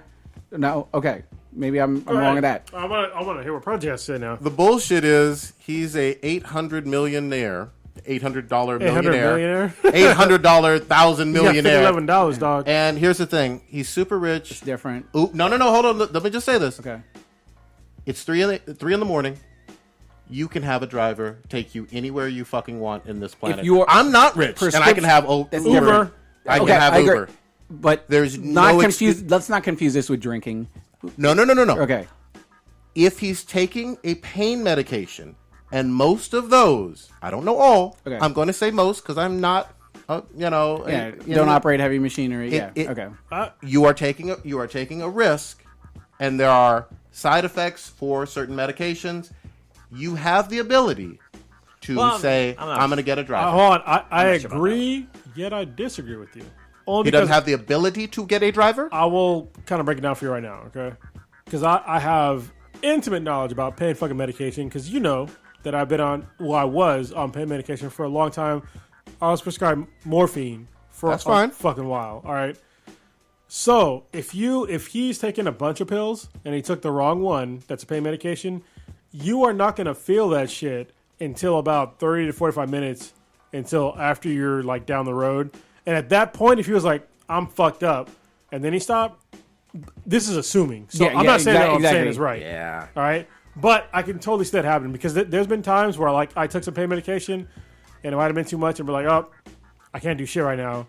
Gotta calm the fuck down. But I cannot say that's what happened to Tiger Woods. What I can say, though, is that with the facts that are out there, that I don't think anybody would be able to prosecute him for fucking anything with a decent lawyer. Shit, I can fucking read that shit. You could do myself. I think it's just on that exact same scenario with alcohol. Everybody has a different blood. No. Yes, you can. Hold on. Hold the fuck on. Hold on. Yeah. Hold on. If you are drinking and you are not used to your limit and you're drinking something that is high in alcohol, if you're a baby, I guess. I'm just saying there are people who think that they're fine, drive, and then while they're out there, get into the same scenario. The solution, the adult thing to do, would be get a driver, and he had the ability to do so. One quick fucked up thing about like DUIs is that, so say for example you're at home, you're having a few beers or whatever not, and say you walk to the mailbox to get your mail, and you just happen to like stumble, like you have your house keys on you because you have to unlock your mailbox, whatever. Drunk in public. So you stumble and a cop is going by. And he pulls you, and he stops and like checks you out, and it turns out you're drunk. You can get a DUI for that, even though you weren't driving your car. You're at home. You're fucking minding your own goddamn business. No. It shouldn't be a DUI. Stitch's head is going. No. That'd be driving under the influence. I learned this at a special class I attended. It would be that cop would be the worst cop ever, and he would be reprimanded. You could be drunk in public. Yeah, I wouldn't get past the sergeant. You can get a DUI because the officer. It's basically what's happening with Tiger Woods. They're assuming that he was driving his car and he was under the influence. So the officer would do the same thing. He will give you a sobriety test. Well, in your scenario, there was no vehicle though. No, there is a vehicle. The car is parked in the driveway. The officer, what he would do if the guy said I wasn't driving, is he would go feel the hood of the car. Nope. The cop gave this what guy. Do you know? That's what. This is stories I've heard in DUI class. People got DUI stuff, but then also like there's someone that actually had that happen to them, or what they heard. He's in class. Somebody said that there was another guy had another story where all kinds of scenarios. This guy's car did not have a fucking engine in it. And he was at the home drunk. He came outside to do some shit, and the cop stopped, pulled him over. Bro, was it Flintstone? I'm just saying. Yeah. Well, no, the car I don't know what the story was. Why the car didn't have an engine, but it didn't have an engine, and the cop saw him with car keys, and he arrested him, and he got a DUI that way. Were they black though? Mexican. Well, close That would enough. be just some Brown. horrible police work. Brown. Absolutely horrible, disgusting. Uber solves all of this. I don't give a fuck what any of y'all are Yeah, saying. Uber Black, bro. Uber would solve Go every single Baldwin. one of these fucking problems, whether it's alcohol, prescription pills, whatever it is. Hey, I don't feel like driving at 3 a.m. Well, then That's why, there's- like I said, the departments that I've been with, their officers are instructed to. They have to actually see the person behind the wheel with the vehicle moving before they will do whatever. And I mean, certain that's the way it departments should do. be. Yeah, That's the way it should certain be. departments That's have the way their it own should be. thing, but with each one that I've been a part of, their policy is like, no, I didn't see the person. Yeah, the car could be whatever. He could be vomited all over himself, but I didn't see that car move. Whatever. Well, sorry, before we wrap gotta up. round it up. There's another story where there was a girl. She was drunk. Her friend was a D&D. They stopped at Dungeons 7. and Dragons? She was a Dunkin' designated Donuts? driver, and the friend was driving the drunk girl's car. They stop at a 7-Eleven. The girl goes inside. A cop pulls up and sees the girl in the backseat passed out drunk, and they run the plates and realize that it's her car, and so she got a DUI, even though she was driving the car. Where But it was her car. What the friend do? The friend said that she was driving, but the cop's like, whatever. Like, you could just be saying that. It's bad police. I didn't meet these people, and I need to see actual. Yeah, these are some old ninja speculating. It sounds like a bunch of drunks making shit up. I'm just saying. It could be. I mean, I don't fucking know, but these guys were in the same room I was in. Yeah, So that's some worst police Old stuff. Ninja, what you got popping this week? House of Cards just started. Yes. So I'm starting off on that. I've only seen the first episode, but I'm trying to get on that. Everyone's been First talking about episode it. of the latest season. What season are they on? Oh, they're on season 5. All right. Yeah, sorry. Wonder Woman's this fucking weekend, so I'm gonna see that shit eventually. And You there's should some go to the graduation. all woman one and get you a date. But Just put on a dress and tuck it, bitch. yeah, there's that, and so there's some graduation parties I'm gonna go to. Going to an A's game on Sunday. Your old You going ass to is going to graduation? graduation. You got kids? So friends of mine graduated, so I'm going to their graduation You party. mean friends or children? Friends. Kanye's no, because got they a new graduated album? from Bro, you're like fucking 300 years old. How you got friends that graduated fucking college? because they were like a semester or two behind me. So going to their graduation party. Jesus. What the fuck? Anyway, going to an A's game on Sunday. That's pretty much it. All right, Blue, what you got? Fear of the Walking Dead comes back this weekend. So I'm gonna check that's right. that out. Oh, it's on Sunday. Oh, okay. The last season was actually pretty good, but yeah, it comes back to Sunday, so I'm gonna be trying to watch that. Be working on some video footage. Gonna be posting up some more pictures from Fanime. Man, there's a crazy amount of pictures that I took, but yeah, it's getting some really good coverage. Other than that, just fucking chilling, drinking, and planning some bad. shit. Dope shit. Planning Learn more- what? You'll be learning more about that next week. Oh, always with Blue the surprises. Yeah. Angry Kronos? You can't even say why I'm angry. God damn it. We know. Yeah, y'all know. This week, what's going on? So we're trying to set up another podcast from SVVR. I know that the Augmented World Expo is next week. We will not be attending, unfortunately. However, I know that ODG is showing a 4K augmented reality headset. And so I'm going to hit up Nima Shams Nice. and see if we can go see it at ODG's location. We're going to do probably another podcast from there if I can set it up right. Okay. Because we're not going to be at AWE, unfortunately. I really want to go, but it's back to back goddamn cons. And I got a 6-month-old, and the rest of us are just fucking busy. We got day jobs and shit. So, yeah, I definitely want to do that. SVVR is going to come up pretty soon, and we're going to do basically 2 podcasts from their location. Okay. And they'll both be pretty awesome. So other than that, I'm looking forward to your boy Blue. He's got a bachelor party coming up. Yes, it does. Damn it, that was the thing I was gonna say. We're going to fucking Vegas. Yo. Yeah, Yeah. Should be ass fun. and titties. That's all I gotta say. Stitch, what you got? I'm going to hit up In-N-Out on the way home. Then I'm going to kill some counselors Nice. over and over again with my machete. That's what I'm doing. That's right. Machete, goddammit. Yeah, hopefully Blue will be on, and I'm gonna I'll set a buy little. I'm gonna set a like a 3 a.m. curfew for me, or whatever, and killing God counselors. damn. And Because you'll stay up till the clip comes up. yeah, exactly. Talking about I've some done it. real RNA. Yeah, exactly. I'm going crazy with that. Then what else I got planned going? I actually next week I'll be flying to Austin because I have a bachelor party I'm supposed to go to. Before Blue settled on his, I'd already made arrangements to go to one for one of my good friends in Texas. My first time in Austin. Maybe I'll go and throw some paint on that draft house. Oh, and, cause some shit. problems. No, I'm just kidding. That was a House of Cards reference. Yeah, and then I'll be watching House of Cards. It's so good this season. I'll try to. Are you currently watching it, or are you just watching at leisure right now? Leisure. I'm almost on season 1, bro. Okay, Yeah. all right. So I'll try to sort It's of interesting, yeah. I'll try to keep spoiler stuff away because there's a lot of good, crazy surprises that have happened in the seasons, and I don't want to ruin it for you while you're watching. And then I've been watching Silicon Valley. That show always makes me crack up and laugh on HBO. It's one of my favorite shows. It's to watch. funny because, like, I remember I watched, like, a couple of episodes, and it's like, yeah, it's what it's like. You know? It's really good, and it's only 30-minute episodes, and it's real funny. I can't think of the guy's name. He was in Deadpool, the curly-haired dude.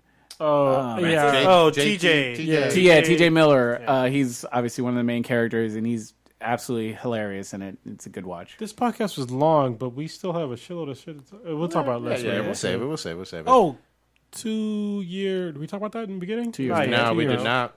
So 2 years is coming up next week. It should be next week. We're probably going to do the actual celebration In Vegas. not See, it's next Massive week. City. Yeah. We could do it after. We could stall it Yeah. to prepare for more.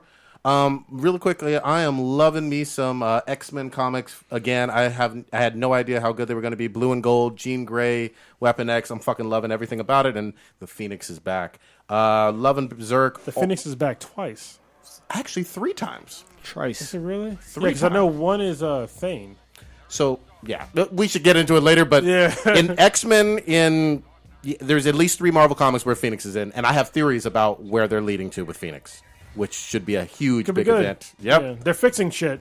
absolutely. They didn't get rid of America, though. So. Berserk, My Hero Academia, and Attack on Titan. Loving all of them. Fuck yes. Oh, shit. And Bloodborne. I'm loving it. Yeah, check out Twitch Murdering People on our Twitch channel, twitch.tv/BThenBTI. Definitely check us out on Instagram at BThenBTI and check out some of the photos from Fanime. Tiny Batman. Yeah, it's a Tiny Batman. shitload. Yeah, check us out on iTunes, rate us 5 stars, Facebook, and what the fuck else? BenHatProductions.com/BThenBTI. SoundCloud as well. Be Them Congratulations BTI. to Insil Nation for winning the Batman thing. All right. Ass and titties. Oh yeah, Before and After Cast is back. Check it out, folks.